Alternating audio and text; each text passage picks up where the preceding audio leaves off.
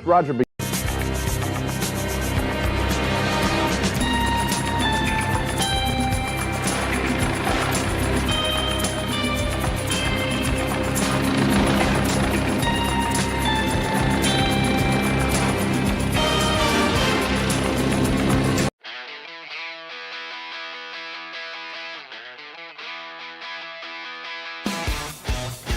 Nielsen Ratings is a show just for you.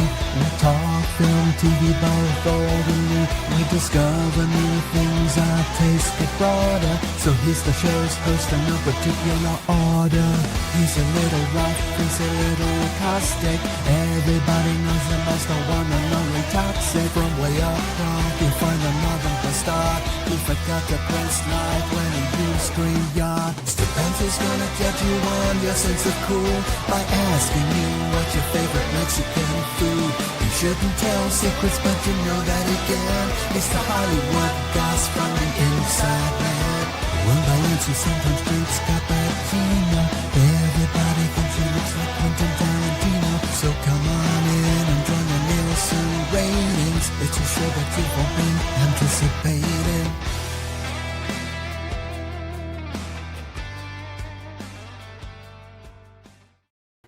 Hey, what's going on? I'm here with my regular co-host, Stupenzo. How are you? Good. How are you?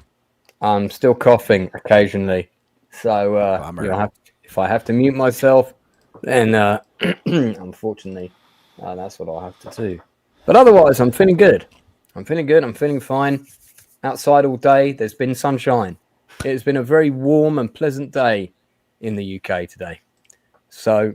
And we've had lots of good news this week. Would you like to hear some of the good news?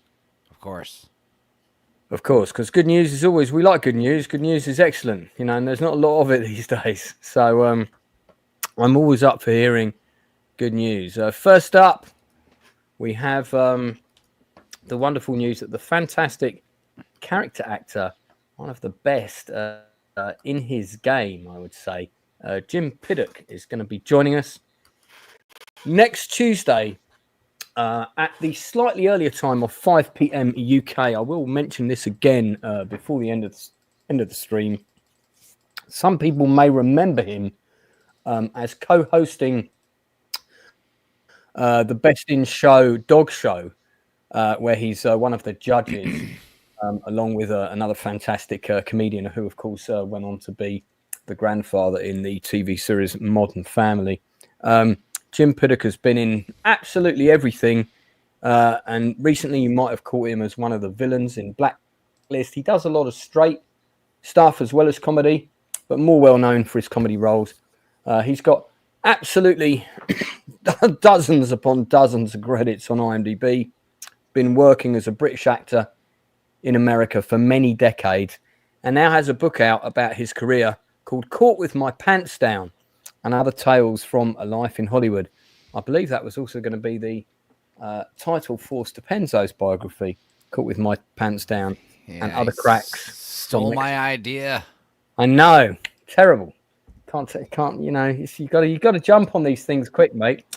But anyway, yeah, so I'm really looking forward to talking to Jim. It should be great. And we're just trying to arrange a technical test to make sure everything's working. But he's going to be coming to us from the south of France. So that's why it's going to be slightly earlier. So that's going to be next Tuesday.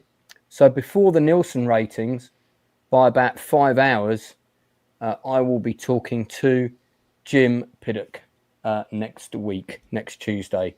So do we all need to wear Caminos? Quite possibly. That's a Best in Show joke. Well spotted, sir. Fantastic. Shall we bring in the rest of our panelists? I suppose. Okay. From all the way up north, we have Northern Bastard on camera. Morning, you beautiful bastards, and how are you on this so-called show? I mean, you literally do look like you've just woken up and not had a shave. No, I had a nap this afternoon, and I feel very awake right now. I feel I can stay up all night. I don't know why. Fantastic. I've been working out a bit more as well. I don't feel so lethargic at the moment. I feel on the ball right now. On the ball. Okay, good. All right, you can cover me if I have a coughing fit in that case. Fantastic. And you have some movies, no doubt, that you want to discuss today. Yes, You from Netflix, Havoc, and some old classics as well. We are going to be talking about Havoc. Are you talking about the new season of You? Because there's a new season that's just dropped, isn't there? I have not watched that. I watched like the first series. I thought it was fun, but I don't know. It just feels like another Netflix show trying to make psychopaths sexy. And I don't. All right. Well, we will discuss it. Let's not get too ahead of ourselves because we're not on there yet. We've still got two panelists. They're currently having a bun fight in the green room. Possibly it's naked wrestling. I can't tell. Maybe the inside man can give us the scoop. Ahoy, hoy. Did Toxic just make a grab for your parts in the green room? No, I mean, I did slap his hand away, so... Okay. You were able to defend your honour. I defended my honour. Admirably. Fantastic. All right, good. Just checking. Excellent. How are you, sir? Yeah, tiggity-boo. Yeah, pretty good. Been a busy week so far, but... I'm sure it's going to get busier. But, yeah, good. And you're possibly going to be... on location next week. So you may not be with us for the Nielsen ratings next week. May not. No, we'll see. We shall see. But if you're able to, you might be streaming from outside a tower of inside the city of Moscow. So yeah. We'll see what happens. We'll see what happens. Last but by no means least, freshly escaped from prison, Lord of Toxicity is here. Hello. I was expecting more. I thought I can take a drink now because Toxic's going to talk. No, fuck's sake. Sorry. No, great to be here. Great. It's also That's beautiful better. here in Kansas. So, and thank you again to Northern English Bastard for helping me out earlier on a video I did. It's out now, and I will put a link in the comments if that's okay. Yeah, please do. I think you've done a video on Havoc. Don't put it in yet because we're going to talk about it first on this channel. But you can put it in before the end of the stream today. Oh, that too. But it was that one I tried to enlist your help on with the greatest monologues. Oh, the greatest monologues. Okay. Oh, you've done a video on that. Yes, sir. Fantastic. We did your suggestion as well, as so you know. Well, I mean, I'm quite happy to talk about that later if we fit it in and we have time. Sure. Yeah, no problem. But do you know what? I dropped my friend Naz a message earlier, and you know what women are like?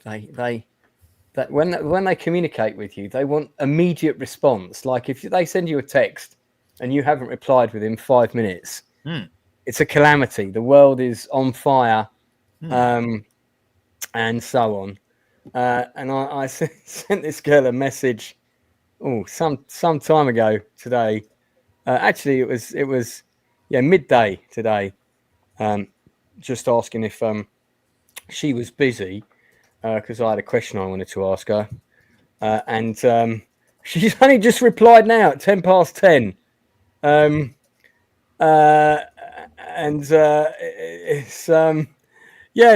Hi Lance, sorry it's been a full day. How are you?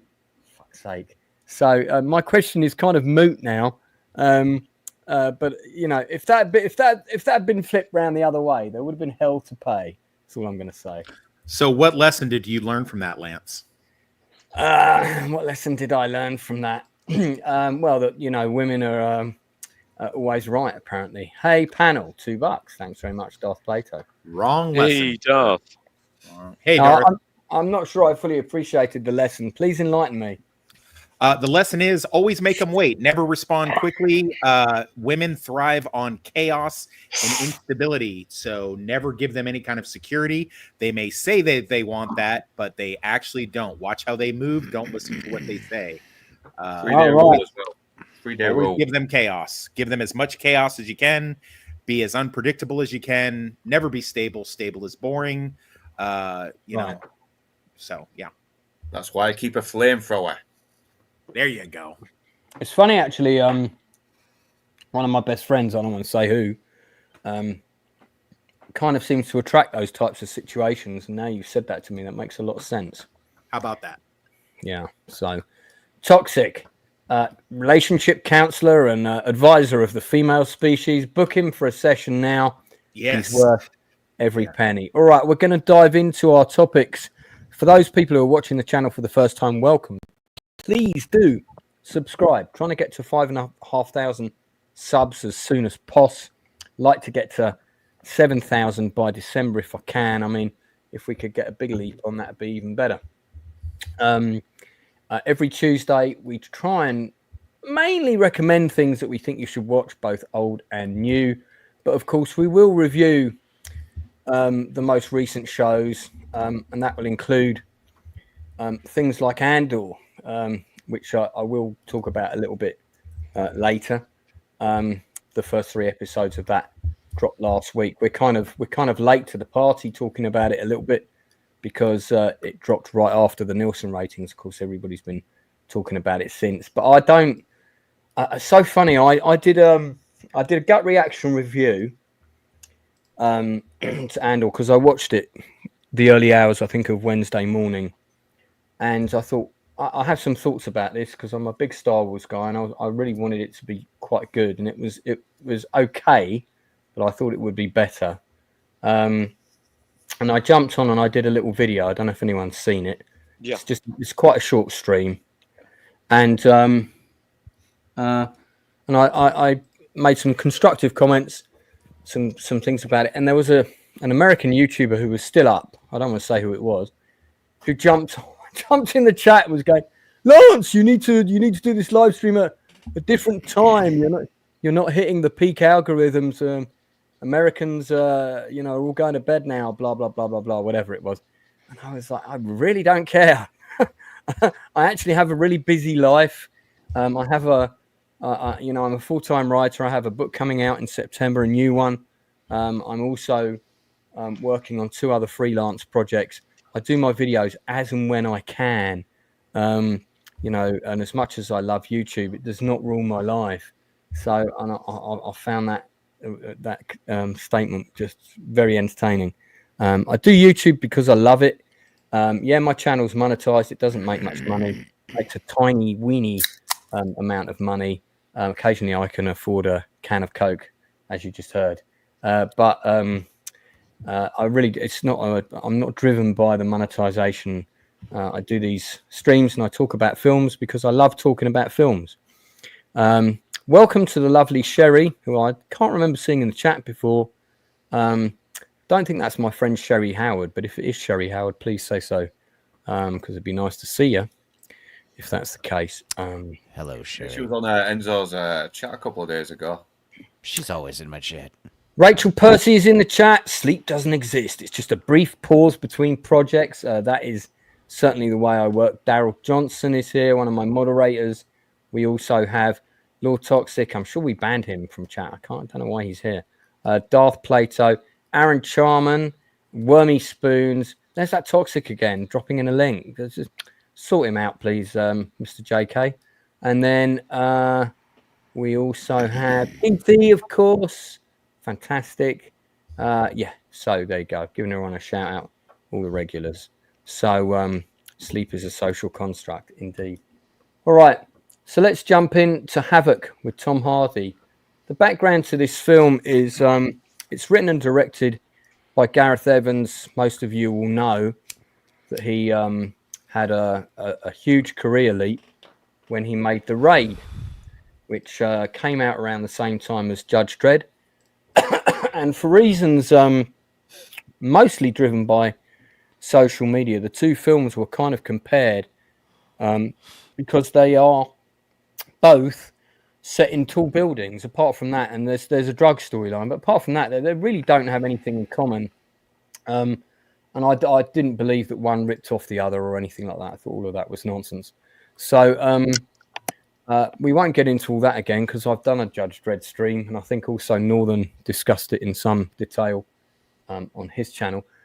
Since then, he's done The Raid 2, and I think 1 or 2 other things. Now, this film went into production in 2021, and I think most of the panel have seen it. I know, Toxic, you've seen it, right? I did, yeah. You've Did a done a video. video.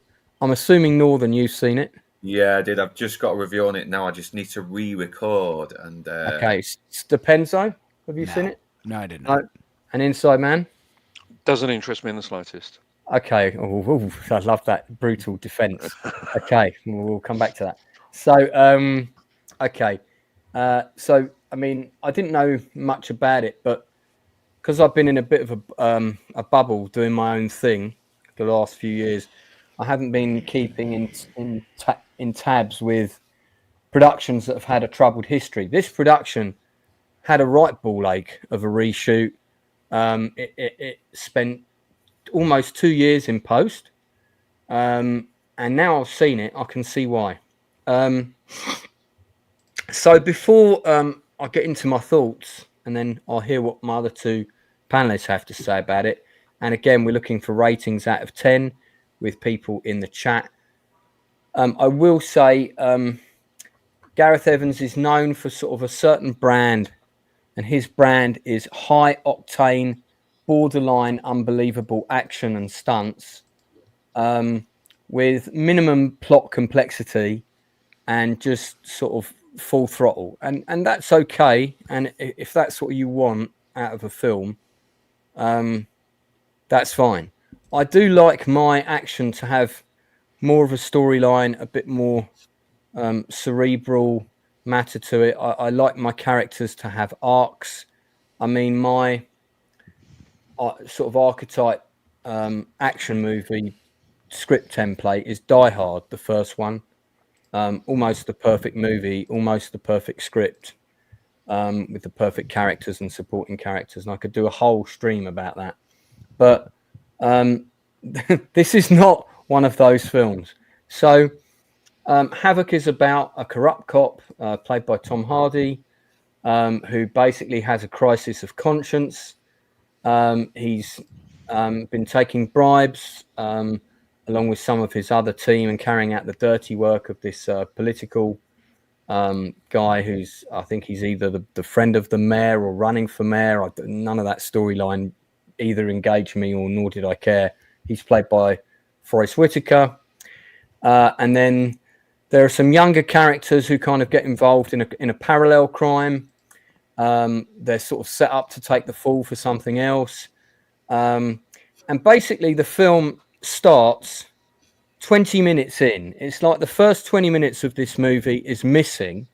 And I'm sure there probably was a 20 minutes of this movie that at some point they just said, we're not going to film that. And I'm sure there are pages out there that had a lot of setup for these characters, because there isn't a single character in this film that has a proper setup. You're just straight in with, this guy's a corrupt cop, you know, because he's doing something dirty, and then we're straight in with the story and straight in with the action. This guy is the seedy politician. This guy's another corrupt cop. These are gangsters. These are younger gangsters, and so on and so on. There are no scenes at the beginning of this film that engaged me in any of the characters so that I had any sympathy or was emotionally invested in a single character in this film. The most interesting characters were some of the bad guys. There's like a really cool female Oriental bad guy who's just like pure badass. Now, even if you say this is a comic book film, it's not expected to be too realistic. You're supposed to kind of leave your brain at the door, and this is a beer and pizza movie and whatever. The characters are still really important, even in a movie like that. I mean, there is more character setup with Chuck Norris's character in the film Invasion USA than there is for any of the characters in this movie. So if I set that as the benchmark of the level we're talking about, so the film has got a big problem from the off. It's like, do I care about any of these people? Not really. Am I engaged with any of these people? Not really. So do I care what happens to them? No. Then we have a whole series of action scenes. There are three main ones. One of them is quite realistic. One of them looks like it was completely shot on a green screen. And the problem with that one is it's the one that opens the first 10 minutes of the movie. And then you've got the middle one is really good. And then you've got the last one, which is just such a pile of nonsense. People getting shot like 20 times and still getting up. People reloading their guns completely to unrealistic degrees. We're back to sort of 1970s fictional levels of ammunition in clips and things like this. I just found that tonally, the film was absolutely all over the place. And by the time it finished, I was quite glad to put on an episode of The Simpsons before I went to bed to sort of A new one? to detox. Toxic, you've seen it. You've also dropped a video about it. Yeah. I'll let you have the next couple of minutes. Give me your thoughts, and do you agree with my criticisms? I mean, yeah. I mean, you basically said everything that I said in my review. I can't extrapolate much more than that, except for it just really seems like, as I posted in the chat, it was developed and done in 2021, and for whatever reason sat on the shelf for a few years. And I feel like it's very possible that a lot of studio stuff happened. They went in and messed with it. I mean, it wasn't the principal photography was finished in 2021. Okay. But they had to do reshoots, and the reshoots weren't completed for another couple of years because they had to get people's availability was a massive issue. Sure. And there's a lot of body doubling with some shots and things. I don't know if you noticed that. I did. Yeah. Yeah. I guess chiefly, I mean, I do agree that it's a pizza and a beer movie because my girlfriend and I did sit with a pizza and a beer and it popped up on our Netflix. So we just said, well, let's take a look. It's Tom Hardy, it's Forrest Whitaker, Timothy Olyphant, who I love from Justified. So I'm like, yeah, I really rate him as an actor. I think he's great. I said, let's give it a go. I mean, she's always good for, for any random Netflix property that pops up. So I said, yeah, let's look. We didn't bother with the trailer. I didn't know anything about it. We kind of went into it really blind. Same. And you think you're getting a gritty crime thriller, which I would have been fine with, or then later it seems to delve into like Jean Woo-esque type kung fu type thing, which I would have been fine with that too. But it goes into, as you pointed out, a level of ridiculousness in which, it really, especially and I mean, not for nothing, but you got an ex-military guy and you got a current cop, and we're just sitting there going, those guns don't do that. That doesn't do that. What is he? Why are they doing that? And it just seems like they wasted all of these great, talented actors and actresses with a really disjointed, uneven, weirdly developed and underdeveloped property. I wanted to know more about the female uniformed junior cop, and all I know about her is that she's got a shotgun that somehow sprays 172 rounds in a row without reloading, and it's just weird. I can't say much more than you said. I wanted to like it like a lot, and there is a couple things that you can like about it, but at the end of the day, as Luke and I discussed on my show, it just wound up being this really just uneven mishmash of stuff and a lot of wasted talent and a lot of wasted effort. It's really a shame. You can see from the shot on screen now that when I was watching the opening, we're straight into this chase at the beginning, and when I was watching that chase, I just thought, this looks so artificial. The whole thing, this whole chase sequence, looks like it was created in a room with a green screen with people sitting in a car. And actually, while we were live, this is the first time I've looked at these stills, and there you are. There's the green screen and there's the car. I don't know if you know this as well, but this entire film was shot in the UK. No, I didn't. And it was shot in and around Cardiff, of all places, which, blue collar not blue, sorry, Northern Bastard could have been an extra, but he's banned from that city. So, yeah, way too many burned down buildings. Yeah, that's it. So you can see some of them in the background in some of the shots. So I will give them praise for the fact that, I mean, the whole film is supposed to be set in a sort of non-specific, gritty city. It's all set in one night. We never see daylight, I don't think. And No, that we kind don't. of, We don't. Yeah. you know, that kind of works to some degree, but I don't know. I just, I mean, this sequence in the nightclub was my favorite sequence. Yeah, it was cool. Yeah, it was cool. It was, but like you say, the scene at the beginning felt like it was in a really shot from a really cheap, low budget Steven Seagal film. And then the scene at the end felt like we were in a very expensive John Woo, tonally different movie. Yeah. So it was, yeah. Northern, you got anything you want to add? Yeah, this would have made a really fucking great video game because it did start off very interesting, but as soon as you see the CGI car chase right at the beginning, you're thinking, oh, I don't know about this now. And I do like Tom Hardy in this. I think he does really well with what he's got. And yeah, the reshoots, the delays, you can really tell this is a film that has been butchered. I don't know if Garth Edwards really did have a good film made there as well before the whole delays, fucking reshoots happen, but I doubt we'll ever know. But there's a lot of things that take me out of it. Even though the female cop who we kind of partners with at the beginning shows to be a pretty likable character. She's not Mary Sue. She still needs help. Discovering some of the details. Have Tom Hardy point out the details that she's missed. All right, I really like that. I was hoping to see more of that, but we don't.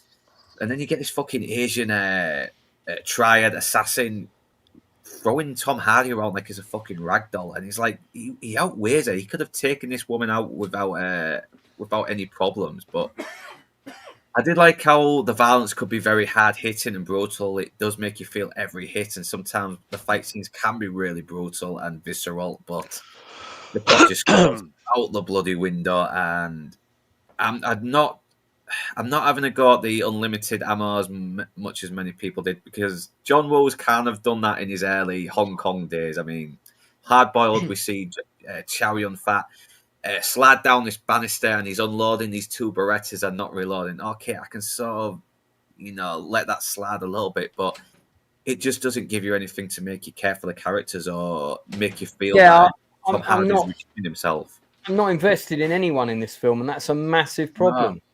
And did you get a vibe? Did you get a little bit of vibe at the ending that felt a little bit like Insomnia with Al Pacino and Hilary Swank, except that was done better?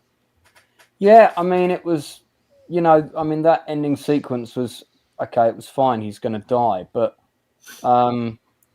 I just it was clear that if page one of this script was we open with a truck chase, and then there was no time between that and all the other scenes we had spent on character setup at all. I just think if that's the case, and it felt like a script that was written for the we've no attention whatsoever generation, and I think that's a mistake, because even when that generation is older and their brains have slowed down a bit, they will go back and watch older films.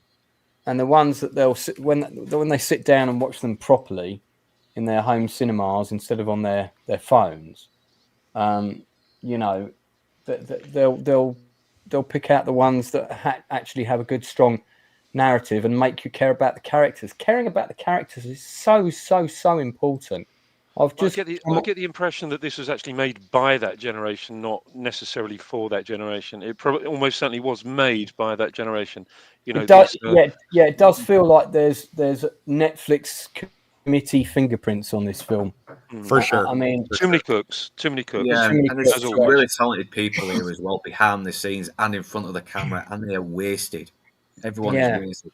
And that's the problem with filmmaking today. I'm sorry to keep banging the same drum, but there are so many great opportunities that we have with these amazing properties, with these amazing stories, and then everybody in a senior position they want to get their hands on it, they want to get their grubby mitts on it, and they think that they can change things for the better, all because they feel that that they need to be a part of something like this, or a part of any other intellectual property. But it always is the case where the people behind the scenes, the crew, the cast, they're very, very competent actors and crew members, and indeed directors. But when a project is taken away from somebody, and other people are given the authority or the final say, what can they do? I mean, it's interesting because Tom Hardy clearly was influential in getting this green lit. Yeah. Because he's also listed as a producer. I feel he was involved, from what I understand on the grapevine, he was involved from day one. Just to shout out quickly to Russell John Edgington, hi from Wisconsin. Haven't seen you in the chat before. Welcome to the channel, mate. It's great that you're here. And he says 1980s films were better. That's right, Inside Man. Oh. 1980s films are better. What a load of old rubbish. Get off the channel. Yeah, so Inside Man constantly goes on about there were no good films in the 1980s. No, I always say that there were very few. There were fewer good films in the 1980s. I think if we go back and record, I think we should. I think we should. Recorded interviews. I keep repeating it. Yeah, and it's still not true. Yeah. Anyway, we shall see. Rubbish. We shall see. Blue Collar Loser is hopeful that Thunderbolts is good. I've told you, mate, we don't review Marvel films on this channel. Go away. Okay, so not you, Blue, literally, but we just don't review Marvel films. So because I don't watch them. Yeah, all right, Havoc. Ratings out of 10. If you've seen it in the chat, give us a rating out of 10. We want to know what you thought of it. I have to give this a 5. It's got some commendable action scenes. It's got some great actors doing their best. In fact, I feel actually there are great performances in there. I just feel we've only got half the performance. There's probably scenes missing that would have made those performances a little bit more bookended. But the film as it stands, tonally all over the place, very inconsistent. Didn't like the CGI car chase. It felt very cartoonish. And that for me was a big problem when the rest of the film had different looks in different scenes. So 5 out of 10 is the best I can give it. And we are here predominantly to recommend you stuff. I'm not saying don't watch this film, by the way. If you just like a mindless action film, this will probably do you for the night. But that's my rating. Northern. I give it a 6 out of 10. There are some moments where it's fun, but it's kind of just like when you eat junk food, but you need to get something that's actually filling as well. And this doesn't fill you. Toxic, can you fill us a bit further? I agree with you. It's a 5. There's a lot to like in it. It's one of those things. I can't in good conscience give it higher than a 5. I just feel like it started with one team of producers and directors, and it's almost like it sat on the shelf for a couple years and somebody else picked it up and had a completely different vision with it. And it's just, I can't forgive the things that are wrong with it, Hopefully we see the Tom Hardy cut. Wormy Spoons has given it a 3. I mean, I don't know. Maybe he just chose not to get involved, but I would have been surprised if Hardy actually couldn't have thrown his weight about. No, that's a complimentary producer credit, that is. You think?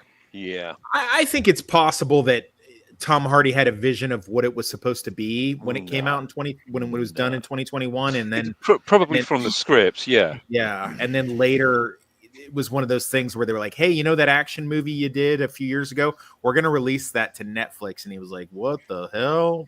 Why?" So it doesn't seem like, I don't know, because he's not dialing it in. He seems to be trying. He's going for a very sort of subdued, quite solid performance, especially with the stuff with the, when he's up against his own. It's got an interesting plot. It really does. I like the whole thing of the crooked cops got into something they shouldn't have, and that's always cool. It's so disjointed. So, it's all about the execution. Yes, sir. Yeah. I like the setting as well. I mean, I like the snowy backdrops, the Christmas surroundings, and it's real dark and gritty and moody and brooding. But trust me, Wales looks like that about 90% of the year. So this could have been a really good dark Christmas movie as well. I know it got released in just not too long ago, and it's nearly bloody summer, but But yeah, that's true to the problems of it being delayed as well, because it almost got a January release, apparently. Yeah. Well, I mean, just to clarify a couple of facts, when it was announced that Gareth Evans was attached to direct the film from a screenplay that he wrote, it was a deal with Netflix from day one. So this wasn't under any other umbrella. This was produced under Netflix from the get-go. That was very early. That. Yeah, well, that was very early 2021. It started shooting in July of 2021, Cardiff, Wales, where production predominantly took place. It was one of the biggest ever films produced in Wales. And they filmed it. I mean, can you imagine Barry Island Pleasure Park, was one of the locations, which is hilarious. Principal photography finished on October 2021. The film needed reshoots, which were delayed due to scheduling issues. In other words, getting the actors together to do those reshoots at the same time when they're all quite big name actors and they're all off on other jobs. And then those reshoots were also impacted by the SAG-AFTRA strike. So that was another thing that caused problems. So bearing in mind, they probably didn't do any more reshoots in 2021. They probably did their reshoots between 2022 and I would suggest even going into 2023.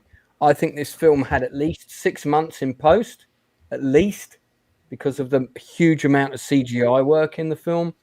So that's going to take you towards the end of 2023.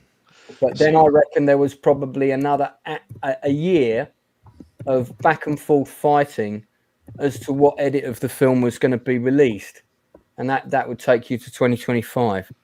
And I'll guarantee you, but by the time they finished principal photography in 2021, that those people that had anything to do with this movie had probably left Netflix to go on to sunnier climes. Yeah. But this is it appears that this might be, a victim of that old. We're just going to sort of cut back here and shave a little bit off here, and then they suddenly realize that when they get it in the cutting room, they just don't have enough footage. The easiest remedy for that, instead of by bypassing that entire SAG strike, would have been to have given them a pay or play retainer. That way, they were still contracted and they could have come back. Right. Yeah. I mean, also just looking at the number of producers. It's a pretty big list. Andrew Eaton, I've actually met. And then, Gareth Evans and Tom Hardy. But you've also got all of these other guys as well. And it was a co-production between Britain and America. So I will say also, give a shout out to the casting director, Kelly Valentine Hendry. She did a great job getting the cast done. I'd like to see, Lance, some of these females that are in here. They're super quick. I believe them in the fight scenes. I thought, I was like, whoa, okay, cool. They were very impressive. It's the way the thing, as Inside Man put it out, it's the way in which it was executed. So just Inside Man, just to give you and Enzo an idea of this, where they went wrong, right? Yeah. There's a part where not a main character, but an important character dies, and then one of the main was like, Gary's dead, and that wasn't his name, but Gary's dead. Yeah, Gary's gone, and it's just like the way that it's almost like there was a missing scene where they were supposed to talk about, like what happened to him and how he didn't make it out of this one particular shootout. You're just like, Gary. Oh dear. The person I've got up on screen now, you remember I said the most interesting character for me was you have this kind of Yakuza sort of gang and there's the young blood and there's the old blood, and it's possible that somebody in the old blood has set the young blood up and massacred them all. They were triads, not Yakuza, but triads. Thank you for correcting me. And one of them has this kind of really cool personal hit woman bodyguard, and it's played by this actress, Michelle Waterson. She's got almost no dialogue. but she fucking steals every scene she's in. Every scene she's in. Yeah. Every scene she's in. Yeah. See, I knew you would agree. She's so cool. And she's got a really cool outfit. So, you know, props to the costume designer. And she's hot. That's also a factor, but that's not the main thing. It's just she's an interesting character to look at. She has presence. There's another actress called Katrina Durden who plays one of in Doctor Strange. She's like one of Doctor Strange's evil henchwomen, and she's got a very similar presence. Very underrated actress who I'm hoping to work with soon. This actress is the same. I guarantee we're going to see big things from Michelle Waterson, who's in this. So give her a shout out. But all right, okay, let's move on. We've got other stuff to talk about. Enzo, give me one of your things that you want to talk about today. Let's see. What's first? I watched a couple good movies. Give us a good one. The good one, another new, pretty awesome movie that nobody's talking about. I did play the trailer on my show a few weeks back, and I did watch it, and I can confirm it's pretty good. It's awesomely, it's funny, it's weird, it's dark. It's called Psychotherapy. It's got a big, huge title, actually. What is it actually called? It's called Psychotherapy. Oh, God. Hang on. Here we go. Psychotherapy, the shallow tale of a writer who decided to write about a serial killer. And it stars Steve Buscemi. Didn't we talk about this briefly the other week? Yeah, I told you to watch it. I mentioned at the end of the episode saying I was going to watch this or something. Right. And I did. And it was very funny. It was weird.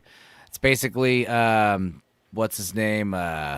John Magaro and Britt Lower. They are a married couple, and they're very weird. She is like cold and emotionless and basically carrying the weight of the family, just the two of them. And he is like an aspiring writer, or he is a writer. He had a successful book about Mongolians or something a few years back, and he spent the last 3 or 4 years writing another book about Neanderthals. And it's just this thing that he's been working on, and their relationship is at a breaking point. And Steve Buscemi happens to run into this writer saying he's a fan of his, and suggests, hey, you should write about serial killers, a serial killer in particular. And he's like, why would I do that? Because he is a retired serial killer, and he can give him the ins and outs and stuff as a counselor, if you will. Well, it's very interesting, but then it gets more interesting when he's at this writer's house, and the wife kind of stumbles upon the two of them, and he tells them, oh, this is my counselor. This is a counselor. He's a counselor. And she thinks he's a marriage counselor. So now they have this serial killer basically giving them marriage advice, and a bunch of wacky hijinks ensue. It was pretty weird and hilarious, and yeah, very dark and twisted. But it was good. I definitely recommend watching it. I think it just released on platforms. I'm not sure if it's out anywhere free, legally on the streaming sites, but I expect it will be dropping in some other places soon. And I think this will be one of those quirky movies that people might start talking about in a little bit. But like I said, it's probably not going to get nearly as much airplay as it deserves. So it's fun. I definitely recommend it. I'd give it a good 7 out of 10. It wasn't too violent or dark or messed up or anything either. It was like a soft rated R. But yeah, it just kind of reminded me of some of those quirky mid 90s indie films you were getting, you know, after like, you know, post Clerks, you know. Yeah. It's kind of like that. Kind of had that kind of vibe. It was fun. So yeah. Steve Buscemi's done a few films like that. Is this currently out in US cinemas, or where can people see it? I think it might be playing in theaters. If so, it's limited. But yeah, it's on the platforms, you know, for like $6. You can rent it on Amazon and Apple TV and stuff, or find it on the Indian Ocean. Okay, or do what Enzo did and pay $6 like a respectable citizen and rent it from your respective platform. Yeah, like I said, I wouldn't be surprised at all if it's dropped on a streaming platform like within a month. So, Okay. you're hearing it first. You're hearing it first on the Nielsen ratings from me. Psychotherapy was a movie to look out for. All right. Yeah. I've always quite liked Steve Buscemi's independent little films. Yeah. Oh, yeah. And I'm a big fan of John Magaro as well. So Yeah. I think he's a great actor. He's funny. He's kind of taken that Casey Shimashko sort of spot, because I don't think Casey's acting so much anymore, and he's taking all the roles that Casey would have got like kind of 10 years ago. Yeah, we were talking about him recently when we did September 5. Yeah, that's right. Yeah. And last year when he did Leroy, Texas as well, which is right, Leroy, Texas. That was great. He's also I'm still not finding that movie on physical media so far, and I'm like, what? Release that movie? It's good. Yeah. He's also in that J.J. Abrams produced Overlord about the Nazi zombies. That was pretty fun. Yeah, I remember that one. That's with the black paratrooper jumping out of the plane. Yeah. Something that did not happen in Normandy. There were no black paratroopers. Why you got to be racist, Lance? Military. Well, the black paratroopers that dropped in Normandy were in the British Airborne Division. There were no African American paratroopers that dropped into Normandy. I can tell you now, because I've just searched that topic thoroughly. They would not let them serve in the 101st or 82nd Airborne as combat drop troops. Although there was a dedicated Nazi zombies, unit. though. There was a dedicated unit of black paratroopers, the Triple Nickels, the 555th.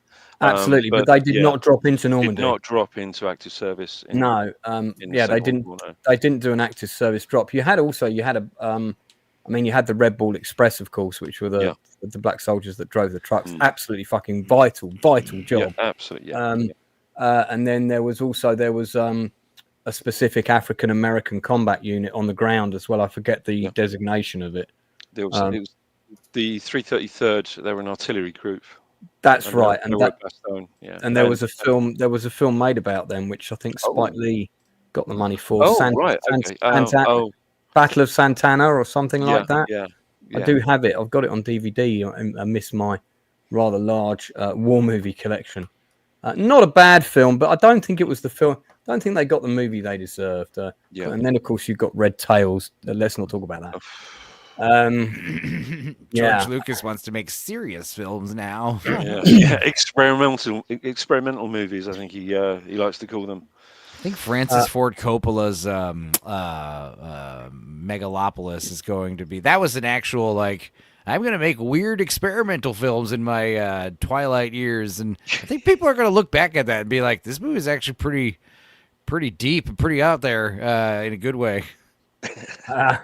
And is that what you're thinking now? Yeah, I think it is gonna. I think it's gonna be one of those movies where many years from now, people are gonna be like, "Man, people didn't realize how ahead of the curve this movie was." Thank you, Rachel Perciart, who, by the way, there's an interview with Rachel and about her art with myself and the Inside Man on the channel. Do check it out. Miracle at Santa Ana. That was it. Thank you.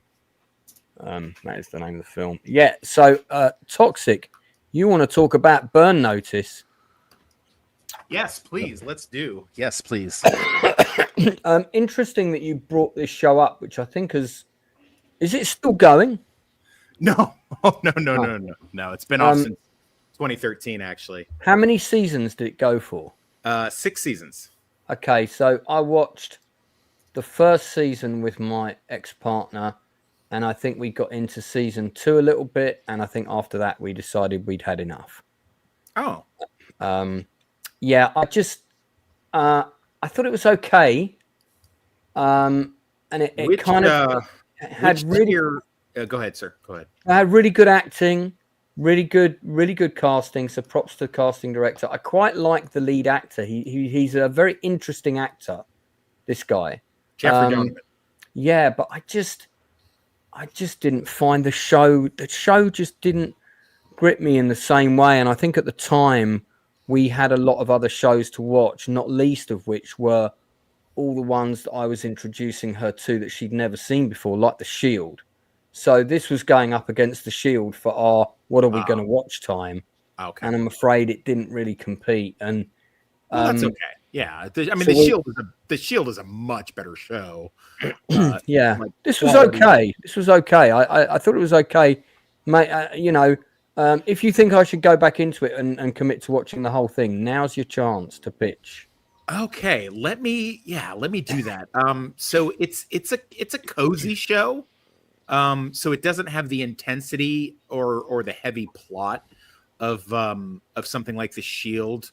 It's sort of in between, like if you like The Unit, you might like this. It does have its problems. I think they successfully landed the series finale pretty well. I'm pretty happy with it overall. Someone had suggested the Fall of Sam Axe TV movie on the Plex Pass and the Plex Pass group that I'm in. And I was like, well, why don't you put Burn Notice on here if you're going to put, if you're going to put that on there. But in 2007, I was up for being booted from the MPs and sent to the Airborne. And so it kind of came around right at that perfect time where I was, because the whole premise is Michael Weston is a burned spy. He doesn't exactly know why he's burned because he's done so much bad stuff. It could be literally anything. And he's a burned spy, and it's kind of tongue in cheek in some ways, but also serious when it needs to be. They kind of land him in Miami where he's from, and he has to kind of reconnect with his mom, played brilliantly.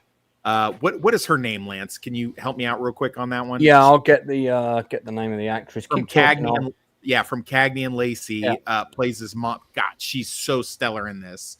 And then he's got his assortment, his motley group of friends who are either ex-terrorists or ex-CIA people and ex-Navy SEAL, things like that. People who are also on the outs. They've lost their security clearance for whatever reason or never had one in the first place. And is it Sharon Gless that plays the mother? I believe that is correct. Yes, that is correct. Thank you. And of course, you got the always great Bruce Campbell playing his buddy, who's kind of just living like a Lothario in Miami and doing this. So you have two-tier storytelling. You have the one problem of the week. So Michael is trapped in Miami. He can't leave under threat of arrest, which is never really fleshed out exactly like what's going to get him in trouble. But it's basically stated like, listen, we're going to let you get out of the military and out of the CIA. But if you try to leave Miami, you're going to burn you worse than we already have. So he's sort of sequestered in Miami. And in that way, in order to, eke out a living, he just kind of hires himself out, sort of like a PI, more like just like this overall problem fixer. And I find that tier of storytelling much more enjoyable than the ongoing overall arc of, who burned me, why did they burn me, spy bullshit that they do. And they do get really heavy into it in season 6, but then they come back and bring it to a head. What I really like about it is that no, me and Dark Hour are not the same person. Thank you. What I really like about it is the narrative where he gives, the narration, if you're a spy, one of the things you need to do is, and he gives these really technical explanations of the things that he does, which is like part A-Team, part MacGyver, part, whatever. And they're all practical. They've all been like, done out, they had like analysts, CIA guys, ex-special forces guys as, subject matter experts on this show that would explain it, how like this would actually work. And this is something that, an ex-Ranger and an ex-CIA guy would actually do in these given situations. And I really like that. Jeffrey Donovan has a lot of presence. He's done some more stuff. He's been a mainstay in the Sicario series. He popped up in Shot Caller. He was great in that. And I find him to be eminently watchable. I like the supporting cast. I kind of didn't really feel the whole thing with the spy storyline, but when it's good and when it intersects with like where he has to juggle the case of the week stuff with his spy stuff, it tends to be very entertaining. And Sharon Glass as the mom is just like, oh my dude, she's so good. Yeah, she is good, and it's a shame she I'm glad she got given another big meaty role, because she was very typecast after Cagney and Lacey. Yeah, as was the other actress from that show, who I've seen in other things as well, and she's Gabrielle Anwar that plays Fiona. No, Gabrielle Anwar is who plays Fiona is not from Cagney and Lacey. Oh, I'm sorry, I was reading from Scent of a Woman. Yeah.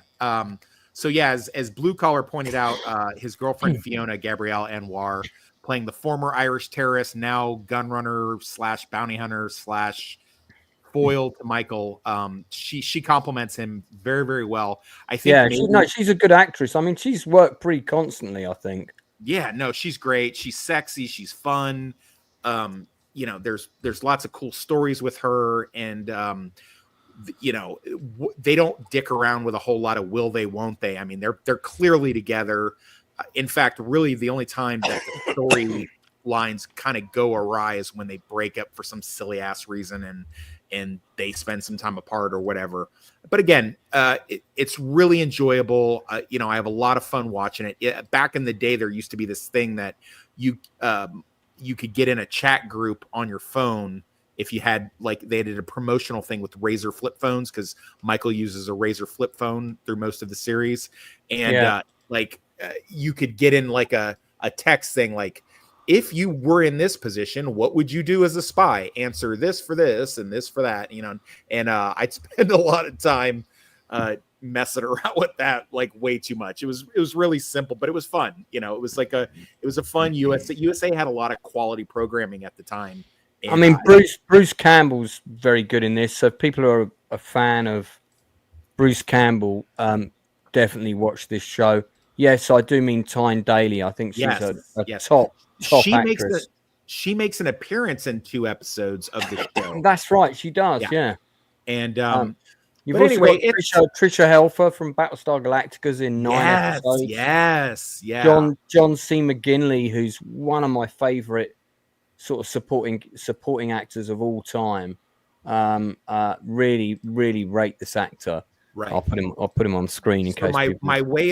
So if you want me to tell this to you, the guy that plays Dutch Wagenbaugh on The Shield, he pops in as a recurring villain, and he's actually frightening because he's like smarter than Michael. He has a lot of resources and he's ruthless. And it's, how we talked about when we did the Shield thing, like it would have been great to see the actor that plays Dutch kind of stretch.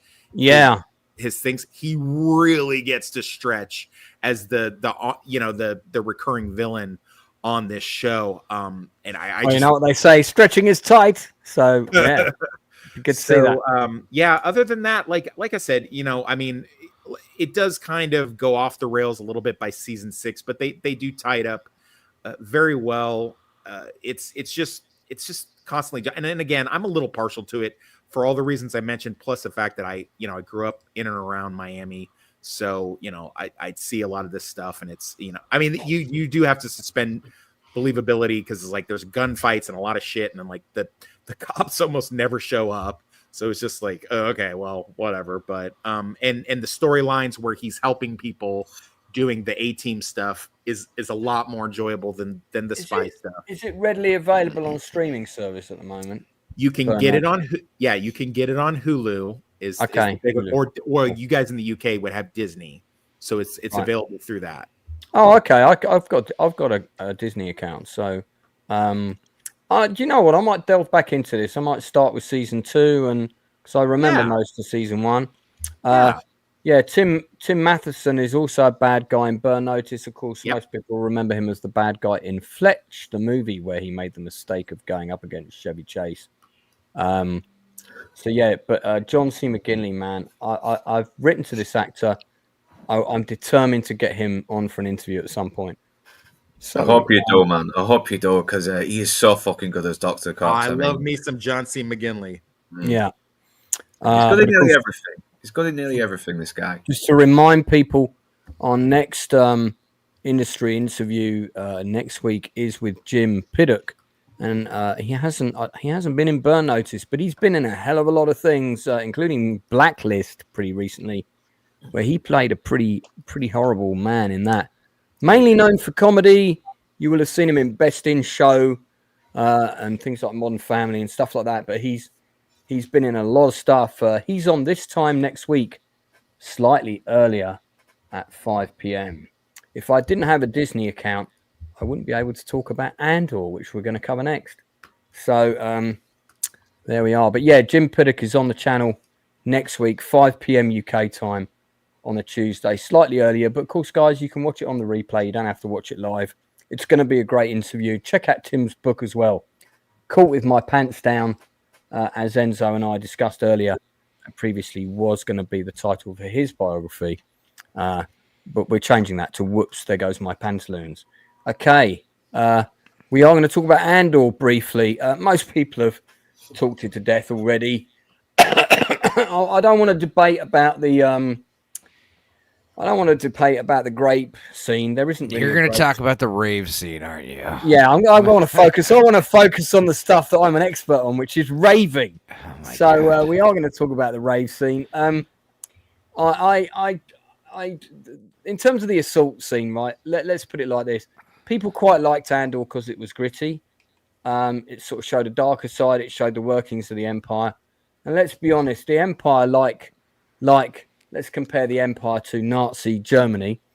Not the Nazi Party and Nazi Germany attracted a lot of narcissistic serial killer types who went on to do despicable things under the banner of that particular regime. And I dare say in the Star Wars universe, as difficult as it might be to admit it, the Empire probably also did the same things. In fact, if they did, this is going to be controversial for me to say this, if they did an episode in Andor where we found that on one planet they were arbitrarily exterminating a species and they had basically concentration camps, Empire-run concentration camps, I wouldn't mind that at all. You'd probably get an uproar of people going, oh my God, it's like the Holocaust in Star Wars and blah, blah. But the Empire would be exactly like that. They absolutely would be exactly like that. They would exterminate races that get in their way of their overall goal, whatever that may be. And case in point, in Andor, they have a sit-down meeting. I think it's in the second episode, where this council meet and talk about how they're going to manage taking over this planet, which has a crucial resource that needs to be mined to the degree that the planet and also its inhabitants may be destroyed in order to facilitate the construction of the weapon that goes in the Death Star. And that scene is a direct rip of a movie that was made by, I think Kenneth Branagh was a key person behind this film. And Inside Man, you'd probably know the name of this. There was a meeting that was had by the top people in Conspiracy about the Wannsee conference. Right, the Wannsee conference. Thank you. Yeah, so the Wannsee conference was this conference that was held by the top Nazi officials, and it was basically and it was all minuted. So we know what was said in that conference, and the documents were recovered. And the purpose of that conference was to discuss the final solution, and also, things like what the amount of transportation that was going to be required and how many people could be basically executed every month. And it was all treated like a kind of mass exercise. Yeah. And this film is absolutely chilling, but it's a brilliant piece of theatre, which is why Branagh wanted to watch it. I've got the DVD of this movie. Now, if you watch this movie and you watch the scene in Andor where they're having their meeting, I know Brendan Coyle, who's just over his shoulder there. They're having the meeting. It's the top level officials, and they're all sitting around and discussing how we're going to destroy this, how we're going to manage this race on this planet. It's this scene from Conspiracy. It's this film recreated in Andor. So if Andor's going to push that envelope, I really think that a minor sort of assault scene in an episode really isn't. It's not really a problem for me. I know definitely as a show and as a brand, Star Wars does need to fall back to the action adventure romp space opera. But the reason that Andor stood out as being better than the rest was it was just a bit more gritty and had a bit more to say, and it was told from the Empire's point of view. So I think keep pushing that envelope. Why not? At least. Do you think changing the word from grape to a spacey Star Wars science fiction word would make it better? Like some people have suggested. What would that word be exactly? I don't. He tried to snargle fog me or something. You know, he tried to. What do they call him on Coneheads? I don't think we really need it. I think the scene was actually quite well shot. The actor who played the slimy Imperial officer was very well cast. He did a really good performance, and you saw enough of it that you needed to know that this kind of thing was probably going on all over the universe, and I don't think we needed to see any more than we did. Was it crucial to the plot? Not really. Could we have done without it? Yeah. Do I have a problem that it was there? I don't particularly, because I think we start getting into weird censorship areas, and it's like it's Star Wars, therefore we have to start censoring it. And actually, Blue Collar's almost read my mind and just said something similar. Yeah. No, I agree. I agree with both points. You know, like it's weird to see it in Star Wars, but also like we do want more serious Star Wars, more gritty Star Wars stories. So it's like I don't think there's like a right answer. Isn't this, you know, this if this is the best that they can actually do to try and say, well, you know, how can we make it more serious? I know, Nazis and sexual assault. No. Yeah. I remember the word in Coneheads. It's called a flarn dip, a masher, a hustler, an uninvited grasper of cone. He was being a flarn dip. That is very specific. Okay, so I think the show has bigger problems. One of the bigger problems is that we had 3 episodes drop, and there was one scene which stretched across 2 episodes, which involved Andor being a captive in his own show, while these bickering group of teenage, not quite rebels, but they might be rebels later, who might as well have been called the United Colors of Star Wars Benetton, because there was literally, it was like that Australian show, The Lost Islands. There was literally one kid from every racial demographic in this group of kids that were stranded on this planet. This was all shot in the UK, by the way. This scene specifically, someone pointed out, is like shot for shot ripped off from Rebel Moon, the first one. Oh no! They're literally standing by the barley, and they're talking about how great life is, and they turn up, and there's a big starship in the atmosphere. Yeah. It's literally shot for shot the same thing. I'm not sure Rebel Moon is the IP you want to be stealing. But also that's the thing about we talk about, oh well, you know, we don't want, you know, heavy hard. Some people are saying we don't want these heavier stuff in Star Wars, and that was the whole point of Rebel Moon, right? Zack Snyder's making an R-rated version, you know, and it was stupid, but I don't know. Like I said, I agree with both sides. You know, like I don't think I was more weirded out by the rave scene, to be honest. Like the house music. We're coming on to that. So yeah, I mean, I don't have a problem with the assault scene. There was nothing to it really. But the bigger problems with the show are there's massive time given to the screen where nothing really happens. There's kids squabbling. They're on a planet where they know that they're surrounded by monsters in a forest. What do they do to resolve an argument in the middle of the night? They put their weapons on the floor and they play a game of rock, paper, scissors. This is bullshit writing. Yeah. That is writing written by a 5-year-old. Honestly, when that scene happened, you have just created the setup for this environment. And the setup is there are monsters in the woods. We have to be careful.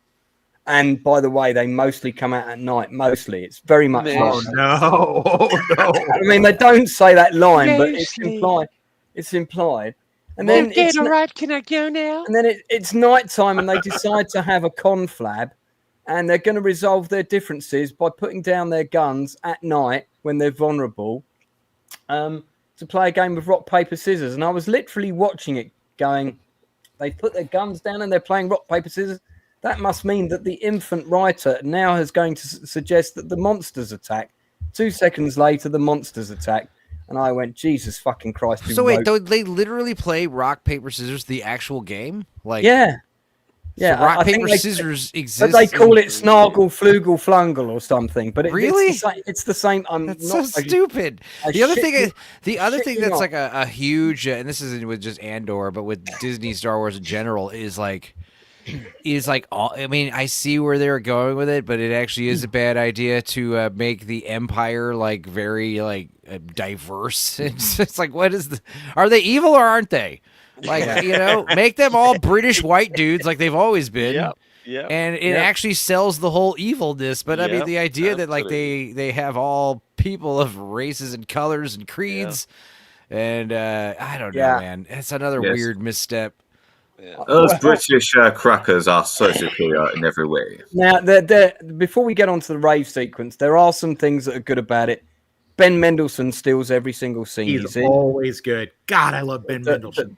The production design in Bloodlands. He's so good in Bloodlands. They've spent money, and they've also gone to real locations to make the different worlds look different. I appreciate the location work. Not just, we're not just in the tundra, whatever it's called, the CGI tub. There is some proper location work on this show, and it shows, and it's appreciated. And then the production design, the costumes look really good. There's a scene when, I think there might be a still of it, where they're all sitting around for a meal. And if you look on the table, the detail of stuff, there's one girl who's sitting at the table, and she's playing with like a miniature ATST puppet, making it walk with strings, and she's just a background extra. Stuff like that I thought was great. There's a lot of detail like that that's really good, but never in the history of the world did I think we would see a scene in Star Wars between two Imperial officers who are dating, where the mother-in-law comes to visit. We get 10 minutes of screen time dedicated to that scene alone, possibly longer, and it's like a David Mamet play in the middle of an episode of Star Wars. Great. And I was like, I mean, this is kind of fun, but it feels like it's from a different movie or a different show. So there were things like that were really weird. I love all the stuff in the Imperial Palace. The actress who plays Mon Mothma is absolutely first class. Genevieve O'Reilly, she's superb.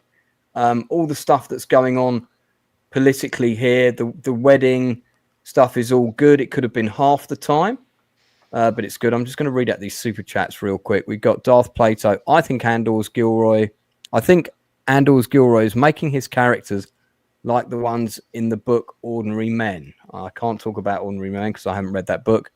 Wellington at Bourgeois allowed his men 3 days of plunder and, grapage in 1812, and they weren't no Third Reich types.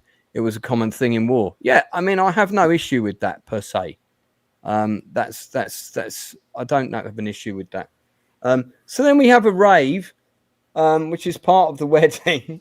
It's a shame I can't show a clip from it, but what was really interesting is they had a droid DJ come in. Great. They actually had a proper like rave sort of house music dance track produced for that sequence, which was actually quite a well done track, but slightly science fiction-y, but very much house rave music. And then you had all the people dancing, taking big swigs from these very small vials. And then you could see that they're instantly getting high. And I thought, wow, there's an actual rave scene with Mon Mothma getting on it in a Star Wars show. See, now I've got to watch this. Now I've really got to watch this. I'm really looking forward to seeing a bunch of Star Wars characters going, man, let's get off our fucking tits, man. I mean, she doesn't say that, but if you look at all the actors, every time they take a swig of that drink, whatever it is, they're all getting high. That they're acting, they're obviously, but they're all playing it like we have a swig of the drink that makes us high in this rave, and then they've got this kind of like funny dance that they do, which is you can tell has been choreographed, and there's obviously a choreographer's come in and done that with them.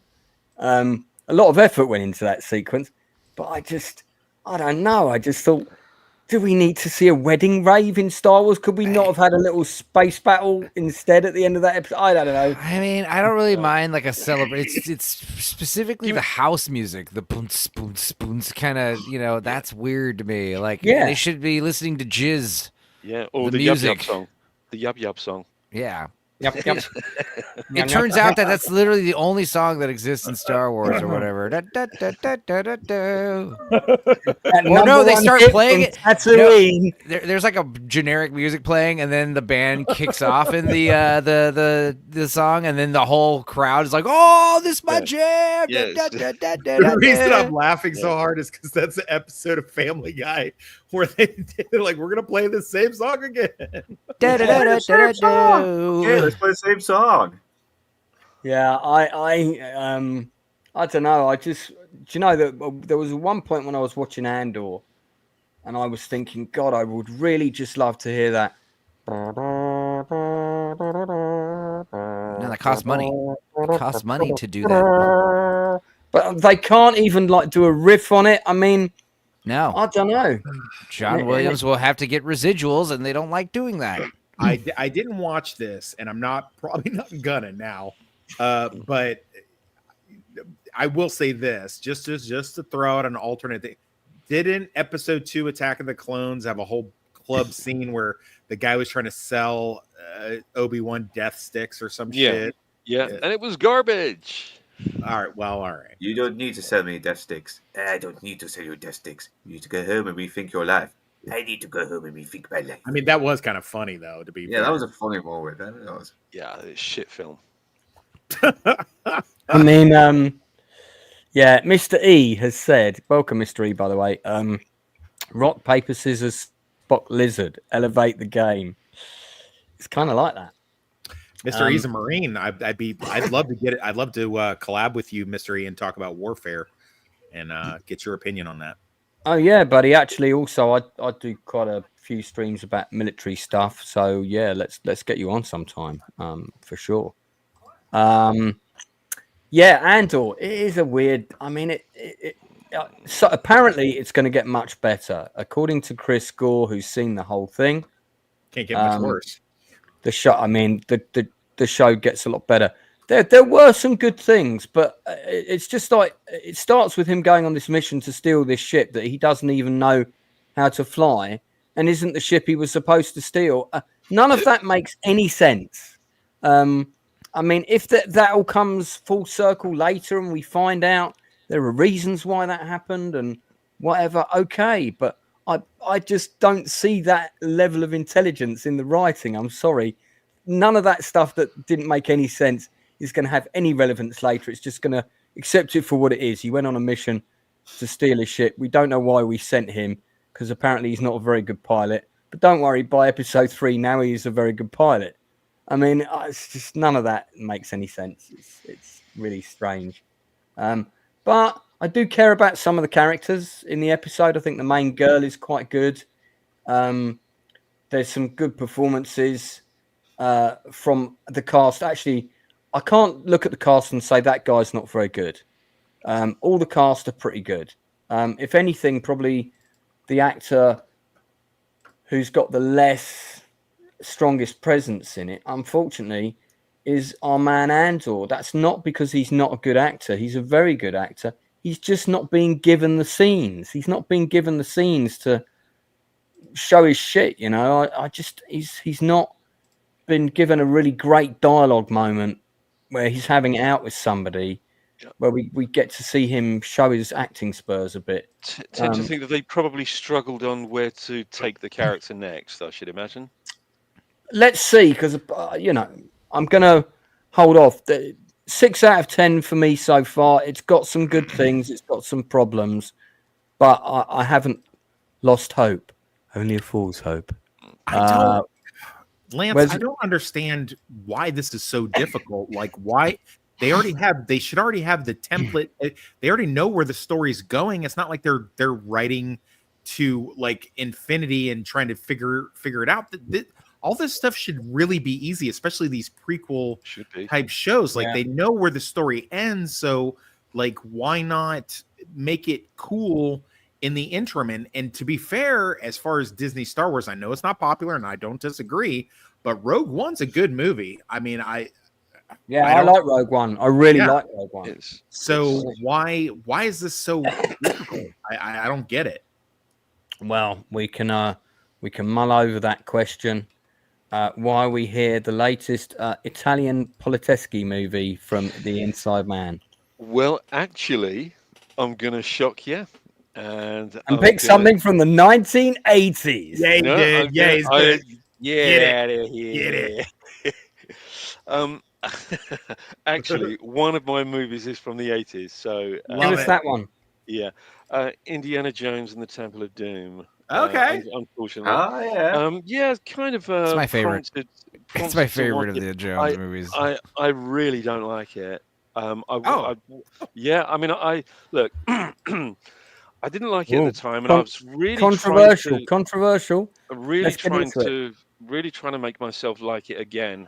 Haven't seen it for a long time, but it still just feels like it's quite an oddity. You know, a real oddity. Sort of. It's very different from the other ones. It's very dark, very sinister compared to a lot of people don't realize it's not a sequel; it's a prequel. It's a prequel, yeah, it is. I don't like it. I don't like the character of Indy in it. I certainly don't like Willie Scott. I thought she was a terrible character. Lady only got role because she's sleeping with director. Yeah. No time for love, Dr. Jones. No time for love. No time for love, Dr. Jones. The Last Crusade actually improves Indiana Jones in the Temple of Doom, though, because we kind of sort of see why he has become a little bit more of a mercenary. I mean, he tries to do the right thing, but he kind of gets shit canned for it. And the only guy that shows him any respect is one of the guys who he was going up against. And you can sort of see why Indy would sort of like idolize this guy instead of his own father or the more righteous people. Yeah, but we're not talking about Last Crusade at the present time. Yeah, but it adds context to his character in Temple of Doom, though. Yeah, it's more. I think it's more of a repair job than anything. Well, yeah, obviously, because. But it does make it a bit better as well, because obviously Steven Spielberg and George Lucas were going through these terrible divorces, and they were really projecting all their anger and despair out in this movie. But Last Crusade kind of does make Temple of Doom a bit better, though. It actually, and we kind of seen that Indiana Jones has pretty much slept with Marion when she was underage, and he's kind of making up for it in Raiders. When he thinks she's dead, he's found his only chance of redemption gone, and he goes to the drink and almost tries to get himself killed. Well, the thing is, I will argue that I think Last Crusade is the best. It's a good one, but Temple of Doom is my favorite. And, I could argue Elsa is the hottest of all the Jones girls. Oh, yeah. She's also got that bad side of her, which is great. But Kate Capshaw, first of all, she's so hot in Space Camp. Oh my God. She is, I think, so fine. So, lucky Steven Spielberg. But also, I do like the fact, and they kind of do this in Last Crusade too, but the idea that Willie and Short Round, they're both kind of like, helpless. I like the idea that Kate Capshaw is like a ditzy, a damsel in distress. It kind of makes Indiana Jones' job a lot harder. It is much more of a throwback to the Republic serials than Raiders of the Lost Ark. Yeah. Very, very much, and it just doesn't do it for me. It takes a lot of risks. I like how, first of all, it's the most violent by far. The most murders are on this one, and also I do like, you see him got the James Bond tuxedo Jones at the beginning of the movie. I really love the first 15 minutes of this film. I will say that. Yeah, that's about it for me. Yeah. I think what this movie is missing is, I kind of like it, but it's the only one where the MacGuffin is not some religious God affirming kind of idol or whatever. Yeah, I was going to mention that. I mean, that's probably why. I mean, I guess it depends on which god you believe in, really. True. Well, let the inside man have the floor because this is his pick. Yeah, it's. I mean, the whole thing in India. I think it feels to me quite disjointed. It's a little bit too superhero-ish, particularly when they come out of the plane. I think it's just awful. I don't like the way that it was shot. Yeah, I mean, really ridiculous. I don't like a lot of the studio stuff. It didn't photograph particularly well. Again, the stuff in the plane, it looks nice and colourful and everything, but it didn't photograph particularly well. I think it didn't have the grit and the grime of Raiders. And I was desperate to love this movie when I first saw it. I was so excited after having seen Raiders of the Lost Ark, which remains one of my favourite movies of all time. The action's passable. Let me show you something. Continue talking. I'm just going to. Yeah, I think some of the supporting cast. There's some really dodgy moments, especially with the young Indian boy with the dreadfully dubbed female voice over the top. You don't wake up from nightmare. that bit. Yeah. No, the bit where he says, "I have heard stories of the Thuggy cult too." Yeah, because the kid's voice was terrible. I'm actually going to surprise everyone, and I'm going to say I agree with Inside Man on nearly all these points. It's not my. It's my favourite Indiana Jones film is a tie between Raiders of the Lost Ark and The Crusade. Just going to show you. Look at this. Vinyl soundtracks for both. Nice. And then, of course, I also have the definitive vinyl soundtrack for Indiana Jones and the Temple of Doom. There it is. Good. That's a better soundtrack, by the way. Yeah. The soundtrack for Indiana Jones and Temple of Doom is weak. I had it, and I no longer have it. Okay. Yeah.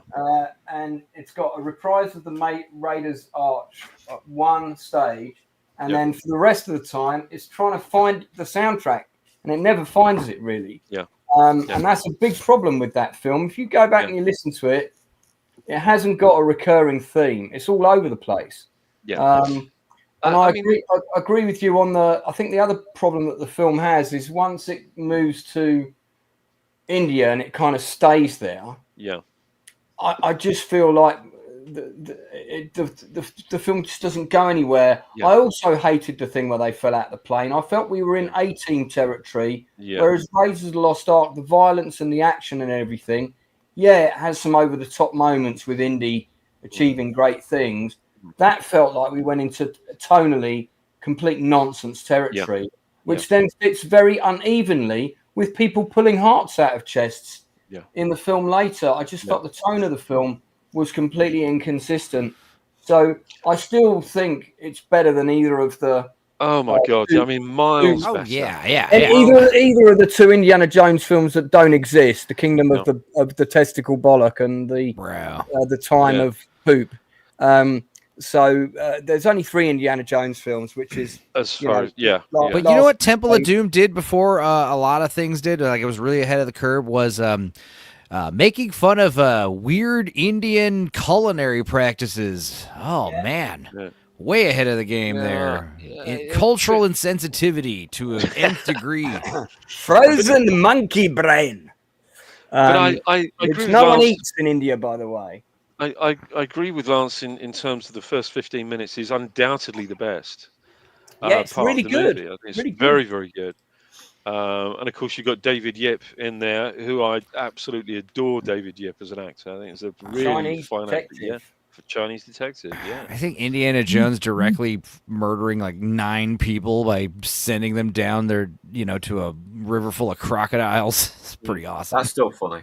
I mean, that bridge sequence is a nice sequence. Yeah. I found the minecar sequence was bollocks. And also the special effects where they cut to the miniature version of it is so bad. Yeah, it's garbage.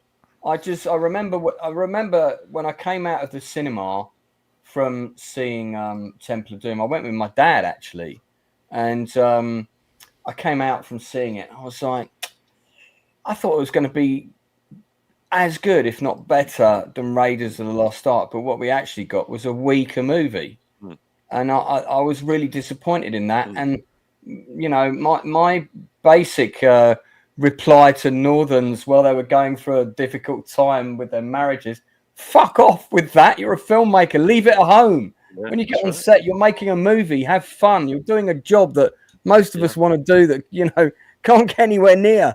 So, you know, I mean, at the end of the day, you can make a film about a marriage breakup. Loads of people do it. I'm not defending them for it. All I'm saying is that's what probably happened. I think they admitted it. No. I think one of them fessed up to that in. I can't remember if it was Spielberg or Lucas. One of them said the film was probably a lot darker than I originally intended because, and he listed the personal shit that was happening at the time. George Lucas I think that was probably an excuse. George Lucas said he wanted it to take place in like a haunted castle or some nonsense. Yeah, that was. I remember that one. Yeah, but it does kind of go back to these old pulps as well. You know, these where they come across these weird cults with all sorts of gruesome shit happening. I mean, it had a kind of what's the guy, Call of Cthulhu guy? It had that I forget his name as well. He's a bit of a heartbreaker, isn't he? Bit of a heartbreaker, this guy. Yeah, it had that kind of vibe, but it didn't fully commit. That was the problem, and that's always the problem. You can't have half your film tonally about that, and then half your film, you know, silly jumping out of airplanes at 10,000 feet or whatever. Yeah. And then Lance, landing on a rubber raft. Why are they so afraid to just delve? Just go horror. It's okay. Like one of the, you know, me and Enzo are always talking about, you know, Tales from the Crypt. Like just go all the way. Just be a Indian. Remember that Indiana Jones horror movie? You know, like just do it. Like there's nothing wrong with that. I mean, it is the most horror-y. In fact, like, if you were to make your girlfriend watch all 3 Indiana Jones movies, part 2 is going to be the one that's going to make her squirm the most for sure. I think that's why I like it. Yeah. Sorry, Inside Man. I was just going to agree with you on the supporting cast. Although I didn't find Short Round as annoying as a lot of people did at the time. I thought he was actually one of the good things in the film. But I would have liked. Willie is annoying though. She is. I mean, no offense to Kate Beckinsale. No. Yeah, but she's so hot. She is hot. She doesn't look that great in this movie compared to like Space Camp and someone said Dreamscape, dude. Yeah, Dreamscape. Oh my god. The thing is though, when you look at Marion and Elsa, they have character arcs in a way. Marion is as a personality. Elsa kind of has this confliction. You know, she wants the grill, but at the same time, she's selling her soul to the Nazis, and you can really see she's not loving herself doing it, but she's willing to take the opportunity. Also, what I really like about Elsa is that she is a slut. Yeah, Rachel's. Yeah, she sleeps with both him and his dad. Rachel says Elsa would have been the best match for Indy, except for the whole Nazi thing, and I kind of agree. Yeah, I don't like that line where they say it's like, "Come on, I'm just as human as the next man." It's like, I was the next man. Yeah, I love where he's like, she talks in her sleep, so I knew she was a Nazi. It's like, what the hell, dude? And he's still. He just reacts as well. The way he just has this double take. He looks back at the Nazis, then he looks back at his dad again, saying, "What? What did you fucking say?"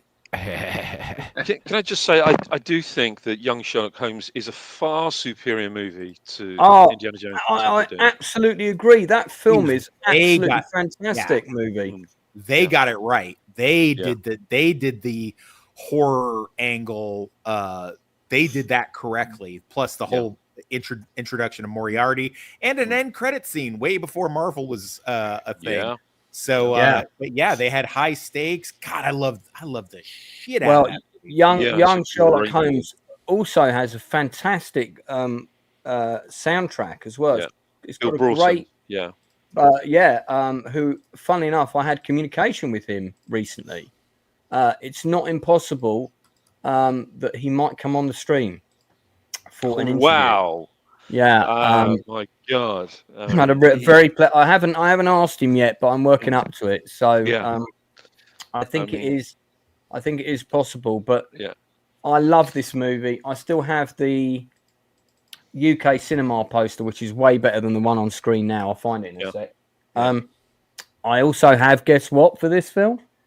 The vinyl soundtrack. I do. Yeah, I do. I probably could fish it out, but I don't want to go down too many rabbit holes. But it is a great score. I mean, I have the expanded score of this, and it's incredible. It's an really good score. The expanded score has all of the alternate cues and a lot of the studio sessions, some great tracks on it. But I think, as Toxic said, this was a movie that they actually got absolutely right.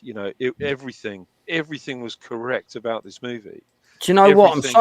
I'm so glad you brought this up, because I'm casting something at the moment, and I've just thought it would be great to actually come back to the guy who played Sherlock Holmes in this. I think he might be right for the part that I need cast.